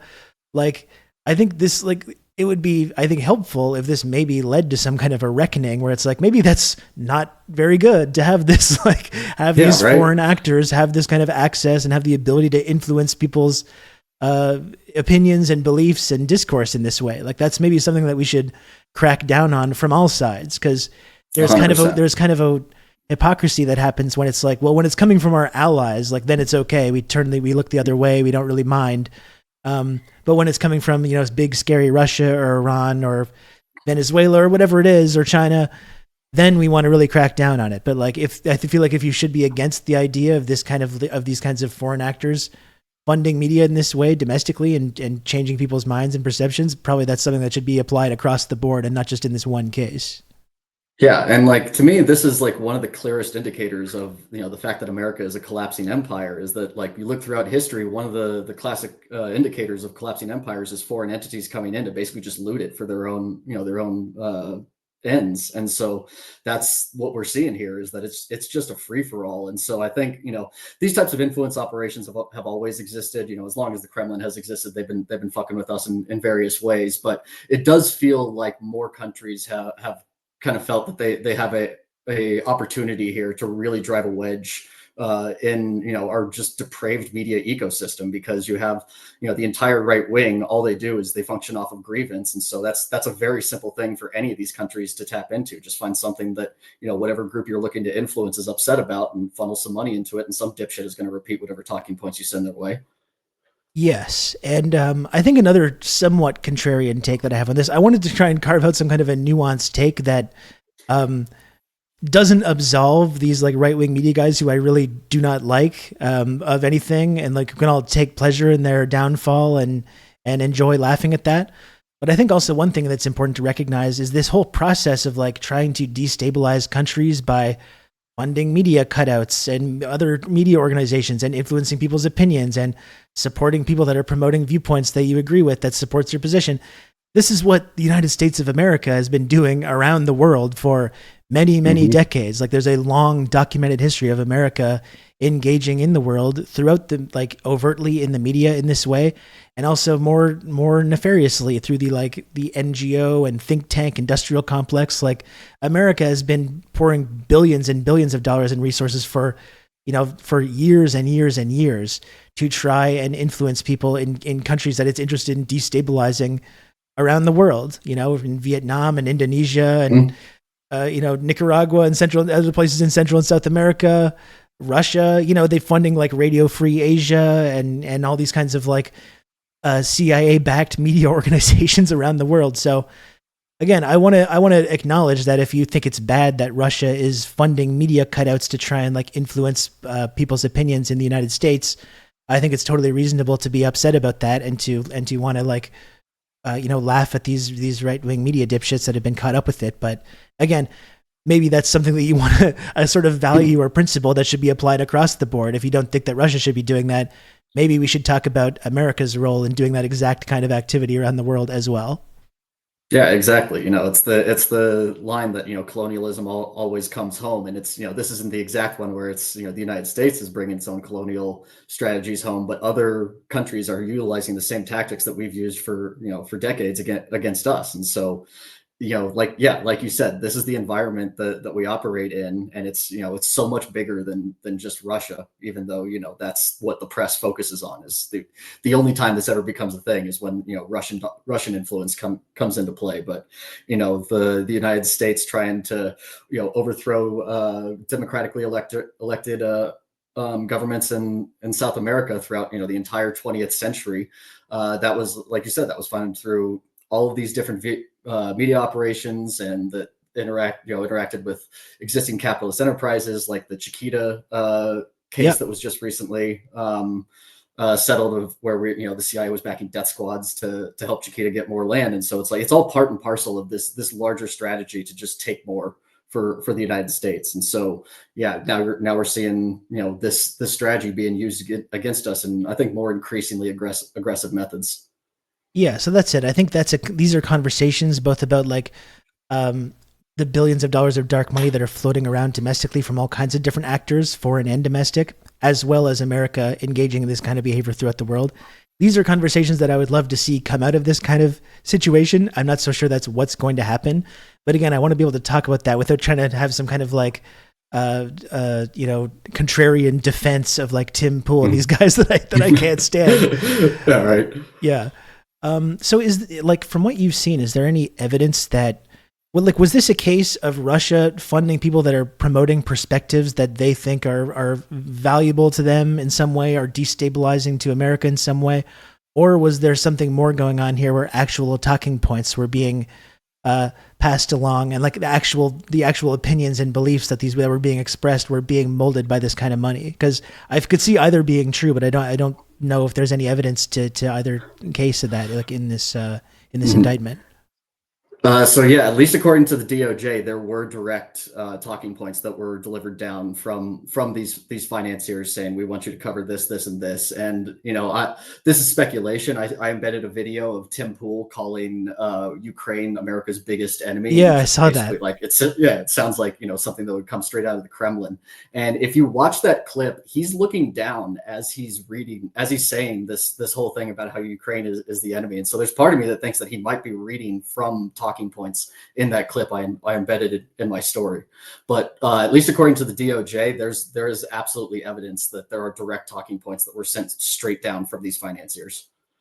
Yeah, well, my heart goes out to these victims of this crime. I hope nothing bad happens to them. And again, this is all speculation on our part, all alleged. Just so that's totally clear, because I know these guys can be a little litigious, I think, when they have people asking these kinds of questions. Hey, look, who hasn't got $10 million that they didn't know where it come from, right? Yeah, exactly. That's just a normal thing that happens to everyone. Yeah, I mean, this is what these guys don't seem to understand about like what it is to like be in the media. They think this is just like a common thing, but it's actually not. It's actually when you're doing, creating content or media that's actually attempting to speak truth to power, whether it's to the United States government or the billionaire class. Turns out there's not these rivers of dark money available to you. It would be nice if that was the case, but unfortunately it's not. Yeah, I mean, God, just this is kind of an aside, but just I think Tim Pool is just a really interesting case to me as someone that like I look at some of his content sometimes, and I see the popularity of it. And I see him being used in this way by these like foreign actors to try and spread this agenda. And it's just so perplexing to me. I don't understand where the appeal comes from. I don't get it. I don't think he has like good ideas or interesting ideas. I don't find him charismatic. I don't find the show like really entertaining or informative in any way. Like it has this huge audience. Like it's one of these things to me that just makes me feel like I'm here trying to do whatever I can in this kind of media world to try and, talk about things that I think are important. And I see people like Tim Pool with these huge audiences, and there's just this big disconnect for me where I'm like, what? I do not understand where the appeal is. I do not understand where these massive audiences come from, but maybe I'm just old and out of touch. I don't know. I feel the same way. Like, it drives me nuts because, like, on a certain level, like, I can understand like the appeal of guys like Ben Shapiro or some of the more like sinister aspects of the right wing ecosystem, because a lot of them are kind of smart and savvy in how they're able to communicate their arguments and just like do kind of some traditional propaganda. And so like there's a part of it, like, don't hate the player, hate the game, with some of the more intelligent parts of this ecosystem. But Tim Pool and Benny Johnson and Dave Rubin are not part of that. They are like, the way I described it in my piece is they're the guys who grease the wheels into your radicalization and into the right wing ecosystem. They give you just like the lowest rent, right wing revanchist analysis that, even like graded on the right wing scale doesn't really make a whole lot of sense. And it doesn't do the, inflaming, societal anger thing the way that some of the more, deft players in the right wing media ecosystem do. And so I do not understand how they get this large appeal and this huge following. We had at Splinter, we had a fight with Tim Pool actually a couple of weeks ago where, he does this thing where he'll tweet something that's like 10% more insane than what he normally says. And then he'll say, "Oh, I got you. It's a joke. I didn't actually mean that." Yeah. And so he did something where he was like, he called Kamala Harris a Nazi. And so Jared Gates Sexton, in one of his columns talking about like the history of racism in America, used that tweet as like one example among many of like Republicans being, super normal about Kamala Harris's candidacy. And so he sent like a whole dog pile towards Splinter doing I can't believe you published that. We got you. I don't mean that or anything. But like, if you go back, he has in his, timeline, he calls like Joe Biden a Nazi. He calls a bunch of other people a Nazi. And so it's just like their brand of humor that they, supposedly have. I don't understand exactly how these people think, because like, there's no depth to anything they say. As I think that's kind of the commonality, that it's all just like surface layer analysis that like any generic boob could come up with. And it's just astounding that these types of people are getting $400,000 a month to, produce this type of bullshit. Yeah. It's pure just owning the libs content. And then, backing off if you ever push the buttons a little bit too hard and trying to create some kind of distance from it. It's been funny to see Tim Pool and others now try and like, oh, we're cooperating with the investigation, and he's promoting all these like pro-America things, and you can see there's a concerted ass covering going on by Tim. So it seems like they are, and that's it. It's like I said, I think we can ask questions about this or have some kind of a nuanced take, but I got to say it's fun to see these guys sweat a little bit as they realize that like, oh, I might actually be in some kind of serious trouble here. And also, just like for me, what I really love about this is they have to defend their words now. Is that they have lived in a world where like they could say anything. There's no consequences to anything they say. And now, like already, Tim Pool had to edit his tweet responding to it because he said that the DOJ leaked the indictment, which he's accusing the DOJ of committing a crime there. And so he had to edit it and then had a follow-up post being like, sorry, I didn't know that this was an official release by the Department of Justice. It's just like these guys are entering a world that they are wholly unequipped to deal with, where, it used to be they can say whatever they want with no repercussions. And now every single word that they say is going to be parsed to, for its meaning. And I, for one, just love this. It is so good. Yeah, it's fantastic. He's going to be sweating so much he's going to have to take off his beanie for finally. Okay, but so we talked about other foreign actors that are involved in this kind of like influence operations like that, and which I think is a really important wrinkle to this, that we should also be spending time talking about that.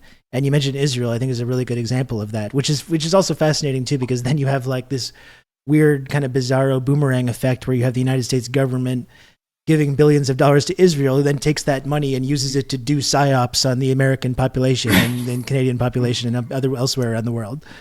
That's kind of interesting. But I think when we're talking about Israel as well, and like, I think we should be also focusing a little bit on the mainstream media and like talking, not just focusing on these right-wing dipshits, but like, let's talk about the ways that like there's major influence operations going on in our mainstream media, and the way that there's mainstream media that has huge deficiencies in how we talk about certain things. I think there's no better example than that, than what's been going on in Gaza for the last 10 months.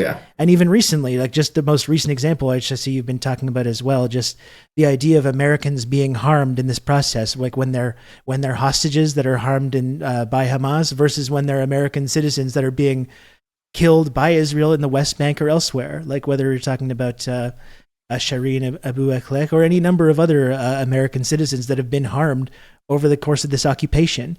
And then you have this totally skewed and asymmetrical coverage of these kind of events. And I feel like that's something that's kind of sinister in and of itself, isn't it? Mm-hmm. Yeah, it absolutely is. And I try to figure out what is the genesis of it, because obviously we know that AIPAC is a massive force in American politics, and they Israel funnels all sorts of money to the United States to influence our electorate. But I do think that a big part of this is that the national press is just stuck in the 1990s as far as how they look at everything. Yeah. So I think that a lot of this is an ideological aspect where in the 1990s we really kind of fossilized the idea of Israel being this little country that can't defend itself and is just this powerless little nation. And so I think that viewpoint fossilized to a degree where, and also in the fact that there's no consistent coverage of Israel and Gaza. If you look at stuff like the New York Times coverage of Gaza, for example, there was nothing really before October 7th in the way of actually looking at the occupation. And it's only until really recently the New York Times is really actually looking at the occupation with an honest eye.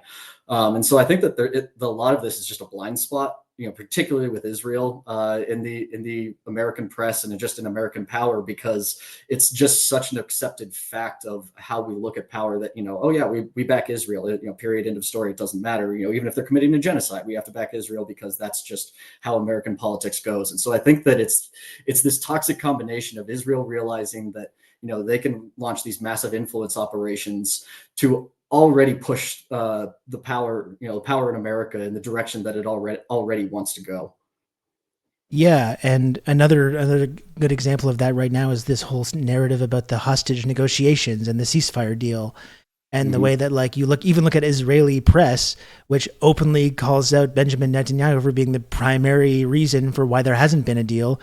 The hostages' families in Israel are openly in revolt, basically at this point, accusing Netanyahu of deliberately sabotaging a deal. That's a narrative in Israeli media. And then when it comes to Western media, these conversations are weirdly absent, and we don't talk about this. And this is the reason that there's no ceasefire, is just this kind of nebulous mystery that no one can get to the bottom of. Or it's presented as Israel has agreed to a deal and it's the Palestinians, it's Hamas or whatever that isn't agreeing to it. So there's just there's a complete asymmetry in the way these stories are covered. And it's this is, as much as I want to talk about these right-wing dipshits and how harmful they are, I think a lot of what's happened over the last 10 months has indicated these serious deficiencies that exist in Western media, mainstream media, not just with Israel, but with a lot of different subjects. Can you speak to that though, the whole hostage ceasefire deal aspect of this? Yeah, so the ceasefire deal is a great example. All the uncommitted protests switched to an ask of no offensive weapons shipments because the Biden administration effectively ruined the word ceasefire. The way that the international community uses the word ceasefire is a permanent ceasefire with an understanding that the political solution is going to be negotiated after the cessation of hostilities. That's not how the Biden administration and Kamala Harris has also expressed their opinions too. And so you have the American press just, repeating the word ceasefire because they know that, hey, that's the thing that gets the big applause line at the DNC and everything, even though that word has just been completely neutered. Let's get a deal done while they're sending billions of dollars worth of bombs to Israel while they continue to massacre people. And every deal, Bibi has some new ask. Right now it's the Philadelphia corridor in Egypt that was not part of his asks. I think even a month ago, this had nothing to do with what Netanyahu was saying. Now all of a sudden, that's the big holdup. And so, the Biden administration has been dog walked by Netanyahu. This is just one of the worst foreign policy administrations I've ever seen. And so I think that a lot of what you're seeing in the press is kind of the assumption that the Americans are always the good guys, and so whatever our foreign policy is virtuous on its own, and so they just repeat essentially whatever the line in power is, and what we're seeing out of power is the empire must be defended at all costs. If if an American citizen is killed by Israel, well, then that's just the cost of doing business for empire. But if American citizen is killed by Hamas, all of a sudden, then that's an unspeakable tragedy. And so, and just more justification for more violence and genocide. Yeah.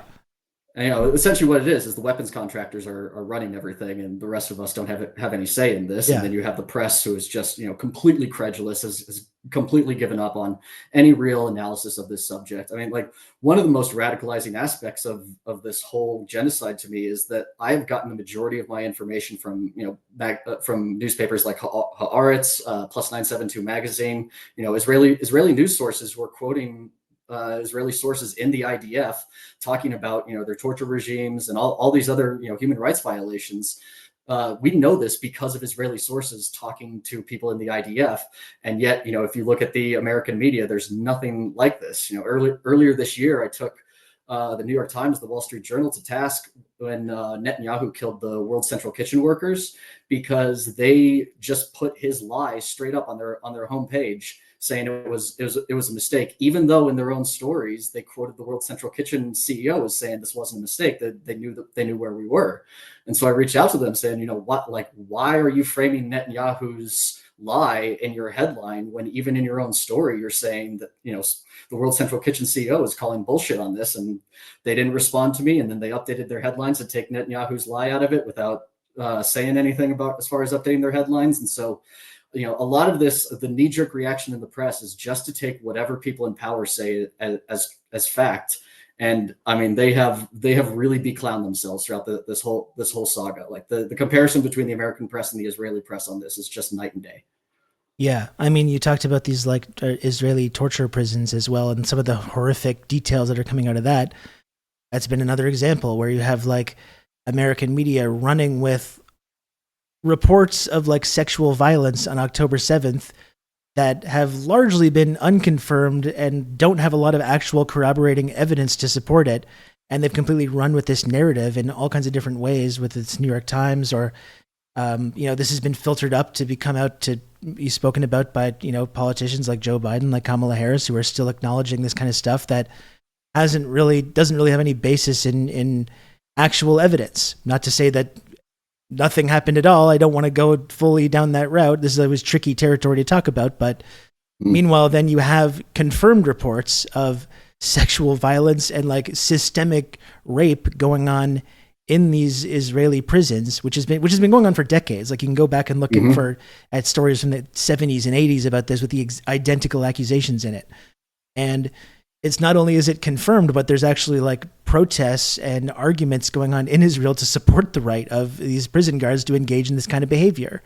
And meanwhile, I think if you ask most people that are plugged into the Western media ecosystem about this, they have a very specific vision about this kind of sexual violence as it pertains to this conflict. And it's completely distorted from what the actual reality is. It's actually kind of disturbing to think about how completely backwards that is. Yeah, the thing that really disturbs me is Biden has, I think it's the beheaded babies line, where he talks about that. I saw that, and the IDF themselves said that didn't happen, and yet Biden, even after the IDF was yeah, no, that wasn't true. Even Biden is still repeating this, and so it's there is a very clear and concerted propaganda operation that is being run on the American people by the Biden administration to try to trick us into thinking that this thing is not what it obviously looks like, and then the press theoretically is there to rebut that and show what reality actually is, but that's not how this press operates with foreign policy. They just repeat whatever anybody in power says. And so if Biden is saying that the IDF is wrong and he did see beheaded babies, then the press is going to say, well, then that must be true. Yeah, and meanwhile, I've personally seen multiple images and videos of actual beheaded children in Gaza over the last several months. Some of the most horrifying things you can possibly imagine. And somehow that hasn't made the same impact, and the weapon sales continue and the propaganda continues. This whole last 10 months has just been has been so disturbing and dystopian to see this play out, when we see the constant nonstop evidence of the crimes that we're seeing right in front of our eyes versus the way that this gets talked about by the political and media class. I mean, it's just the difference between these two things is just so stark. This it's just incredibly disturbing, and I think doesn't kind of instill a lot of confidence that we have this kind of free freedom of expression, free media ecosystem that we kind of like to lecture other countries about. It's just been, it's been very, very revealing. Yeah, I mean, like the whole, post-World War II order that we talk about with international law and all that stuff, like that's been completely destroyed at this point. It's, everybody in the world knows that the post-World War II order was designed to serve the United States' interests. And, the A-B test of, supporting Ukraine under an imperial assault, but not supporting Gazans under an imperial assault, that is the clearest indicator to the entire world as to what American values actually are. There's a quote I use a lot from a Financial Times article from a senior G7 diplomat who says, we've lost the global south forever. They're never going to listen to us again about, laws or any of this other stuff, because they can see for themselves. Like we're doing the right thing and opposing an imperial assault in Russia. Although I think that the way that we're doing it is not exactly supporting Ukraine. It's more about bogging down Russia in their own version of Iraq. And then, which feels a little intentional right from the beginning, frankly. Yeah. I mean, like the whole Ukraine thing is so sad that you got 50-year-olds at the front line because they can't horrifying. Get resources. Yeah, and so like what we're seeing now is this is the end, I think, of the United States post World War II order. Jeff Stein had a really interesting piece in the Washington Post about the growth of U.S. sanctions over the last 4 presidential administrations. And one thing he noted is that there are so many countries under sanction right now with, China, Russia, and Iran, that essentially like a secondary ecosystem for payments is popping up, because all of these countries who can't utilize the Western financial system because of U.S. sanctions now are basically creating their own parallel system. And because the United States has so many countries under sanctions, essentially, like we have this new system that we are forcing other countries into. And so, like even our sphere of economic influence that we spent the last century building up, we've spent the last 4 presidential administrations pushing that away. And so, like, really, I just think that going forward, you're not going to see a lot of countries in the world listen to the United States, listen to our media as any type of a moral authority, just because, like you said, these last 10 months have just been so depraved. And then you add in the A/B test with Ukraine. Like, why would you ever believe anything we say ever again? Yeah, no, it's interesting in that respect, where you see America kind of hastening its own decline as an empire by engaging in the world in this way and kind of forcing these countries together that may not have had, that don't always have the same beliefs or political systems or religion or anything, but forcing them together almost out of necessity. It's kind of fascinating. I mean, the Russia example I think is really interesting, because you see the way that, like, I think that was part of the calculation here was like, oh, we're going to hit Russia with all these sanctions. After they do this invasion, we're going to completely destroy their economy. We're going to destabilize Russia. Putin will be deposed, and then we'll be able to have a friendlier government we can put in place. That has not happened. I mean, it's like Russia has kind of proven itself to be somewhat sanction-proof in this respect. Like their economy is probably better than it was previous to that. And so it's like you see America's like standing in the world and its ability to wage this kind of economic warfare diminishing a lot. And like that's like the ultimate example of that. Yeah, I mean, like right before the invasion, Russia took a bunch of its money out of Western banks and then just bought gold with it. Like that's one of the biggest problems that the United States has, is that we have control over the entire global banking system, but gold is a thing and it has existed for centuries, and countries use that as their basic reserve.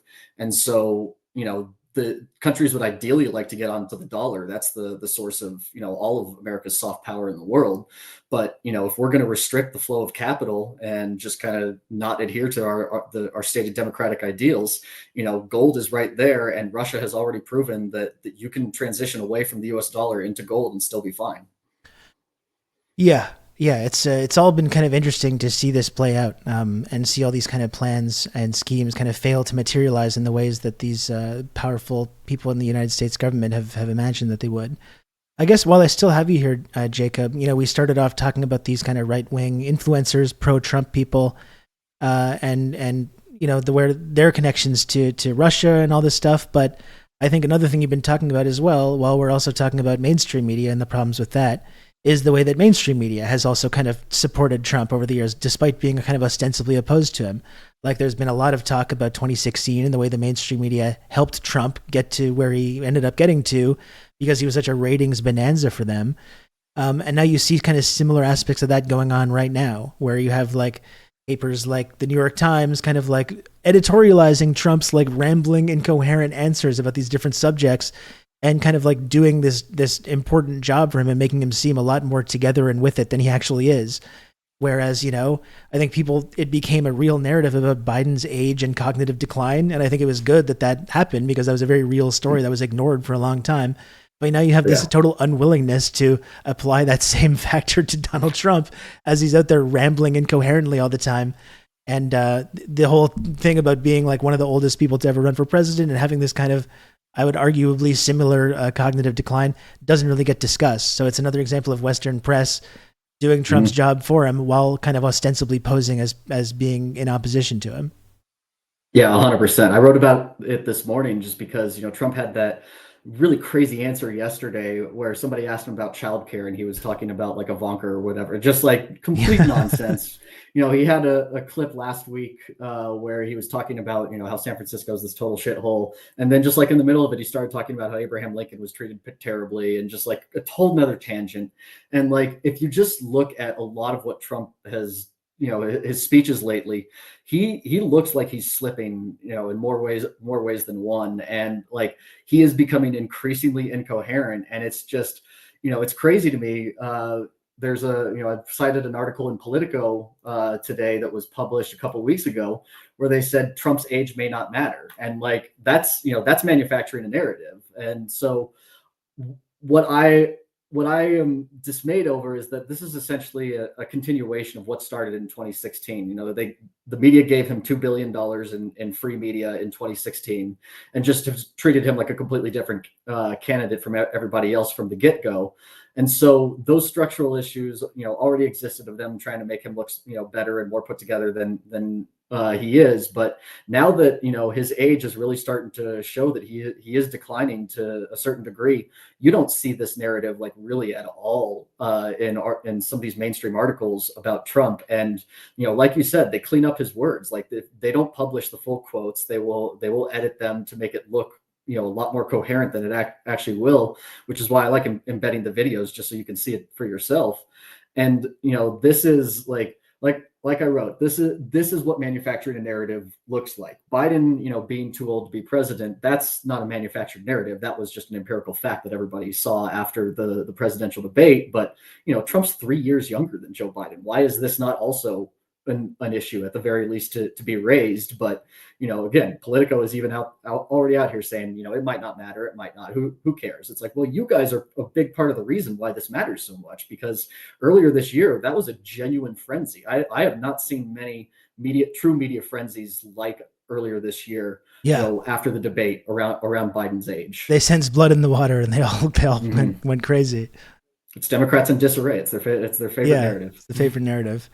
Yeah, but so like, even despite the way that the media supports Trump, you'd think like with the sort of energy that the Kamala Harris campaign kind of had after that switch and the Walz pick, which seemed to be popular, you'd think that there would be this big contrast that was being drawn between these two sides. And like, there are a lot of things you can point to that are very different about them, but at the same time, you see it tightening up, and this election seems to be like a lot closer than people were kind of imagining it was going to be a couple weeks ago. And you got to wonder if the Kamala Harris campaign doubling and tripling down on genocide in Gaza and more cops and the world's most lethal fighting force, and we got to protect the border and all this kind of like kind of demagoguery.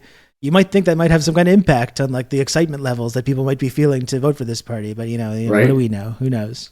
Yeah. I remember I saw that, I think it was a Washington Post analysis that said that most lethal military line, like using the word lethal to describe the military, literally only Republicans have used that at convention speeches. There's never been a Democratic candidate in the modern convention era that has used that line. Yeah. Well, the important thing, though, is that all these like conservative Nikki Haley voters are going to really believe that the Democrats are the party of the military and law and order now and the border, and they're going to switch sides and they're all going to believe this shit and not still just continue to think that Democrats are like communist radicals. You want to defund the police and give the money to homeless fentanyl dealers and that kind of stuff. But so it's an interesting political calculation they're making there. Yeah, got to get all 15 Nikki Haley voters in the center. Exactly, yeah. It's an interesting strategy. We'll see how it pays off. But Jacob, thanks so much for taking the time to talk to me. It was a really good conversation. You want to just plug, your work? You want to let people know where they can find Splinter News and the work you've been doing on there? Yeah, so just go to splinter.com. You know, Paste Magazine bought Splinter and Jezebel back in December, and then they bought AV Club back in March, I believe. And so we're, you know, starting a new media empire to try to rebuild these old sites that Geo Media tried to their best to destroy. So yeah, just go to splinter.com. You know, we got some great stuff going. Dave Levitan is our deputy editor covering climate stuff for us. And so yeah, we're trying to, you know, follow in the old Splinter's footsteps without, you know, just trying to be a carbon copy, because if you want to read the old Splinter, go subscribe to Discourse blog. And so we're, you know, just trying to be another voice for lefties on the internet is really where we're headed. Awesome. Well, it was really great to talk to you. You can come back anytime. Absolutely. Thank you so much, Rob. Okay, awesome. Just wait, hang on one sec. Just upload the recording there. That was really great. I really appreciate you taking the time to do this. Yeah, thank you for bringing me on. Of course. Good. Well, you're all uploaded, so you can get back to whatever you were doing. But yeah, I'll let you know when this comes out. It shouldn't be too long. I'm going to try and have a quick turnaround time on this. But I'll let you know and tag you and everything. Awesome. Thanks so much, man. Great. Thanks a lot, Jacob. All right. Take care. Talk to you later, Rob. Bye. All right, there we go. That was good. That was good, right, chat? That was a nice conversation. I haven't done an interview on this show for like quite a long time. I've been spinning my wheels and talking about jacking off too much. We're doing some actual interviews now and journalism. No questions about gooning our feet. This is not the show for it. That's not the show. I know, Diego, I should be doing more interviews, and I will, you know, I will. Get this back here. Okay. Good stuff. Well, I got to thank K Chewy. 24 minutes ago, subbed during the conversation there. Thank you, K Chewy, for the 15 months. I appreciate it.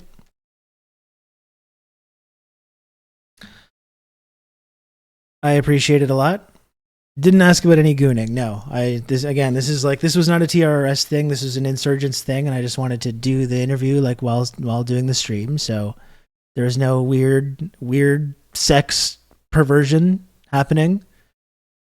You know, I wanted to avoid the weird sex perversion, so we avoided it. Maybe I can post it on my blog. Maybe I will do.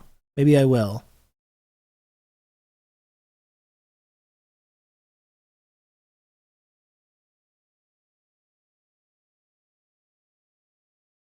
You only ask your closest friends like VJ about gooning. That's right. Yes.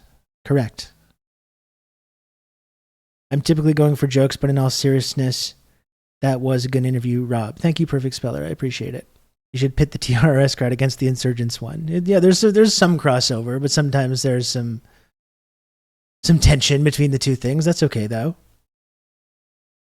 You're worried about being weird. I see the Democrats are having their intended effect on you. Exactly. I'm in my head about being weird now.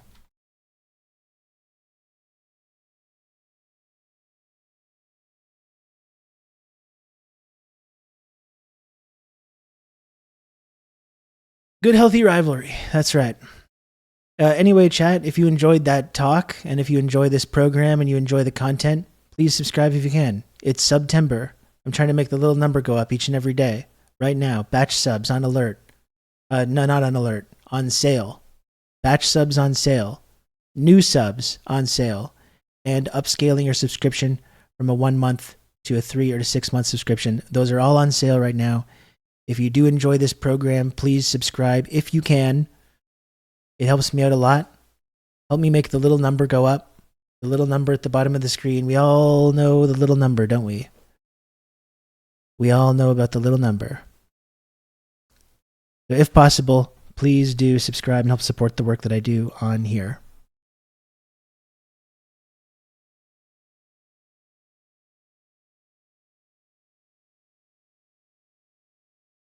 I'm not going to stick around too much longer. This is maybe a bit of a shorter one today.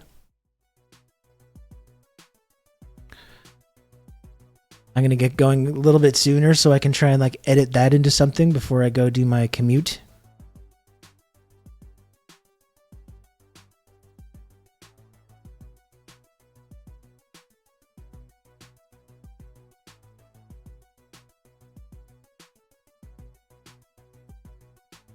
That's right. I'm not ready to put the sad music, the sad goodbye music. This is the interlude music. Exactly. Just trying to make the little number go up.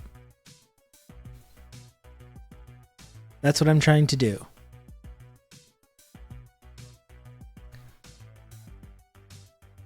Commute. Yeah, I gotta go commute to pick up my kid from school, Matt.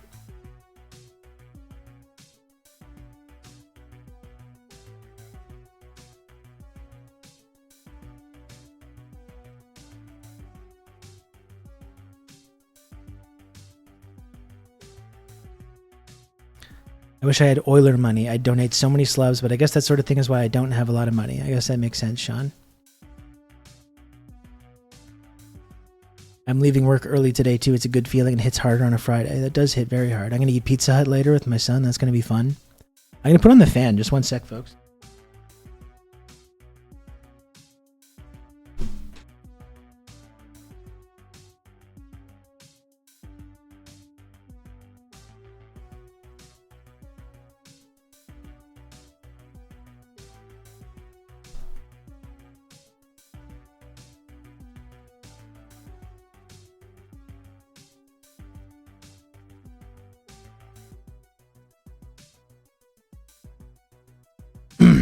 Meant to say my back is hurty, not hurt, which sounds more dramatic. Your back, I'm sorry your back is hurty, John.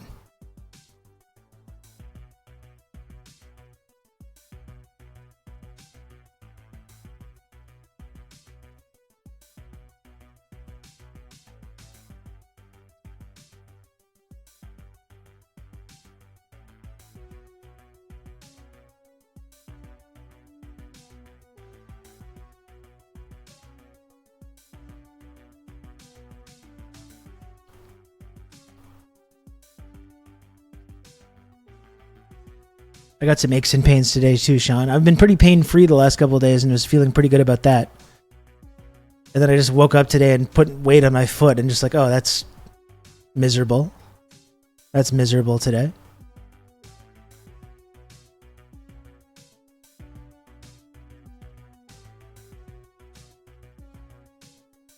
I would take 100K a week to badmouth any nation on earth. I mean, as I was saying, like yesterday and before, like, I don't think there's anything wrong personally with doing treason against the United States of America. I think that's like, generally that's something I would support, just not when it's being done by like Tim Pool, you know?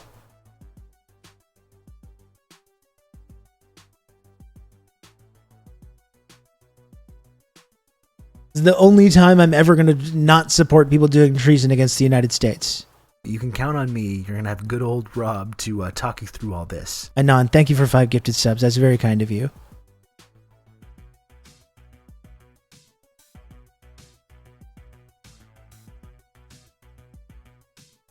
No way Putler spends that cash on Dave Rubin. Who even knows if Putin even knew about it? Like, it could have been anybody in the Russian government. I don't think Putin is sitting there, like, looking at files of Tim Pool being like, yes, donate rubles. You know, I don't really think that that's true. But some weirdo in the Russian chain of command or in the kind of media ecosystem.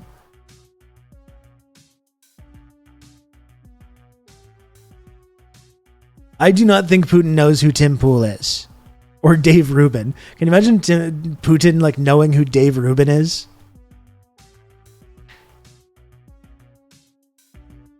That's just funny to think about. I don't think about you at all. It's some low-level functionary. Well, like Jacob was pointing out, the whole thing is just like embarrassing. The whole operation is just like completely embarrassing. Putin's probably getting word of it now and being like, what the fuck is this? What are you doing? Who are these guys? You're giving him how much? Watching them on 6 little TVs in his office with a maniacal laugh. Exactly, tenting his fingers.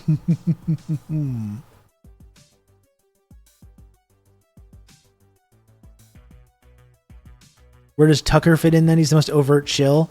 It's true. And there was a Tucker video that was like promoted by some of these people. There was a Tucker Carlson video of him went in like a Russian grocery store that these like tenant media guys were like, you got to promote this in these like discords.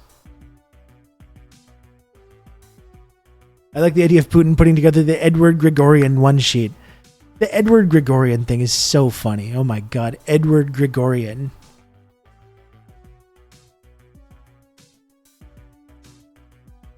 As a contributor to this stream, I'm required to tell you that I am not a joke. A baron of the Principality of Sealand. I bought a title for $100 when I was 16 because I thought it was funny. And it is funny. And I'm happy for you, Husker. I'm happy for you.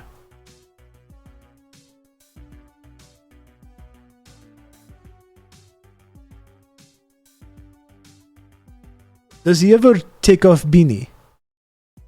Looking at the files.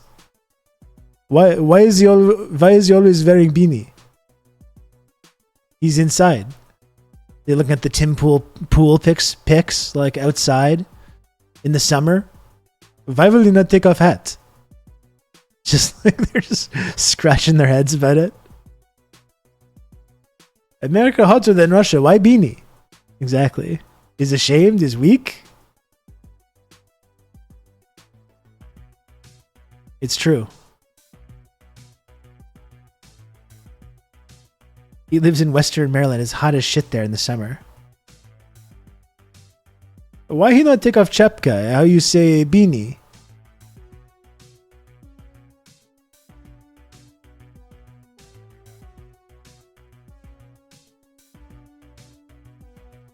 Fucking ridiculous.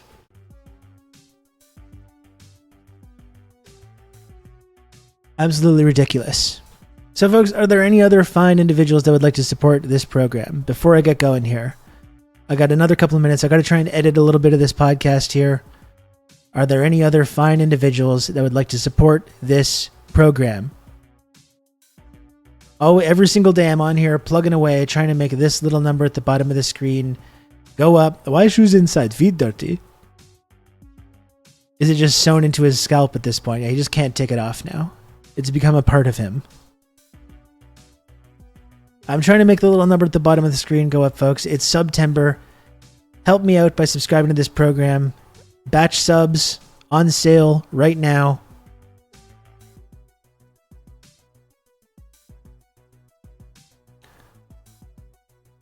Help me support this content. It's the weekend. I don't think I'm going to be here on Monday. I may be here on Tuesday. I'm going out of town a little bit for a couple days. I may not be back till Wednesday. My hope for you, Rob, is that one day you start getting six-figure China deals. Well, that would be the dream, wouldn't it?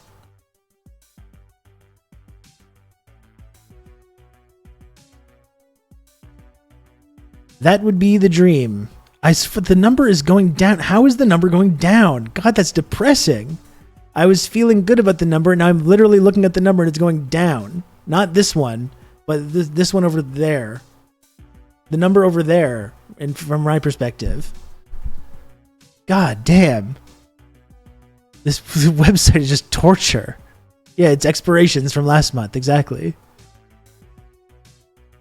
My sub just expired right now. Well, this is it. This is what's going on. The number we can't see. Man. The virtual electric shock from Voss. I'm still here, El Guapo. Well, I'm happy that you are.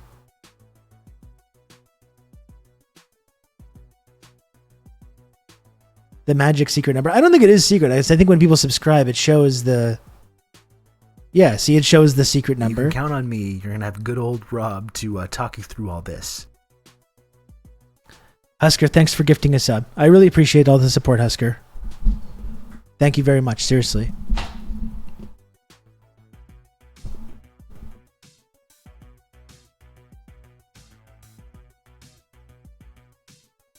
I gotta get going. I gotta work on editing this a little bit before I go pick up my kid from school.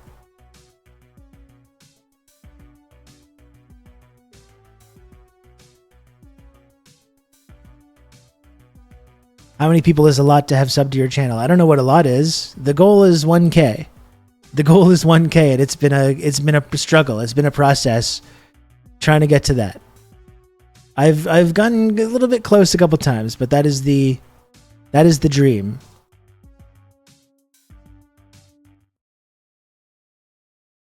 At 600 we get a tub stream. That's not accurate. No.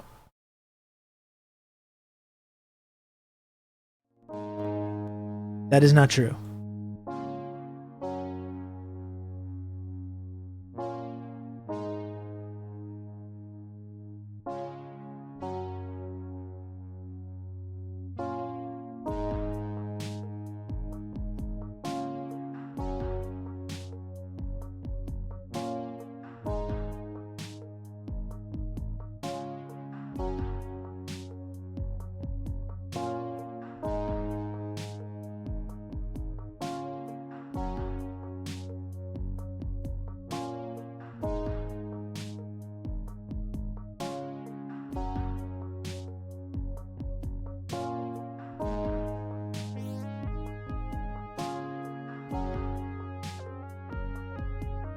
So thanks again, chat. I appreciate y'all very much. Thanks for tuning in. I'm glad I could get a little bit of a stream in today. You can count on me. You're gonna have a good old. And look at that, low observable goat. Through all this. 36 months of Prime from Low Observable Goat. Congratulations, Low Observable Goat, for the 36-month, 3-year TRRS Pearl sub badge. Very cool. 36 months. It's a lot of months, folks. It's a lot.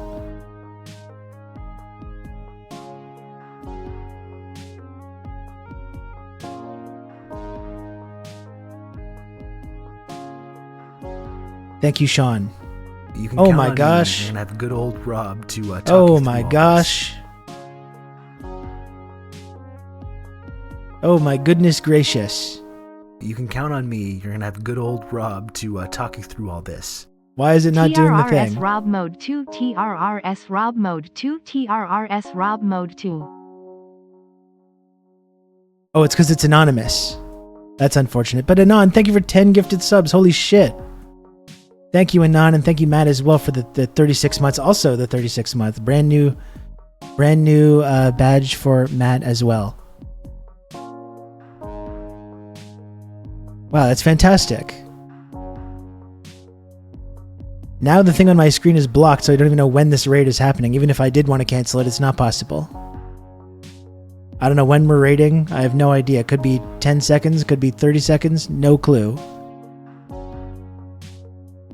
I have absolutely no clue. Thank you, Ivan. Thank you, Vladimir, for that.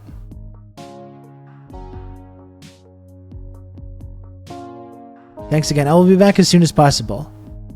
Maybe might be able to do something on Tuesday. We will see. Okay?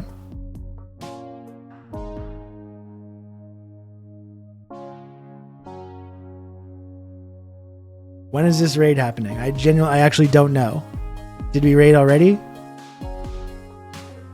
I literally have no idea.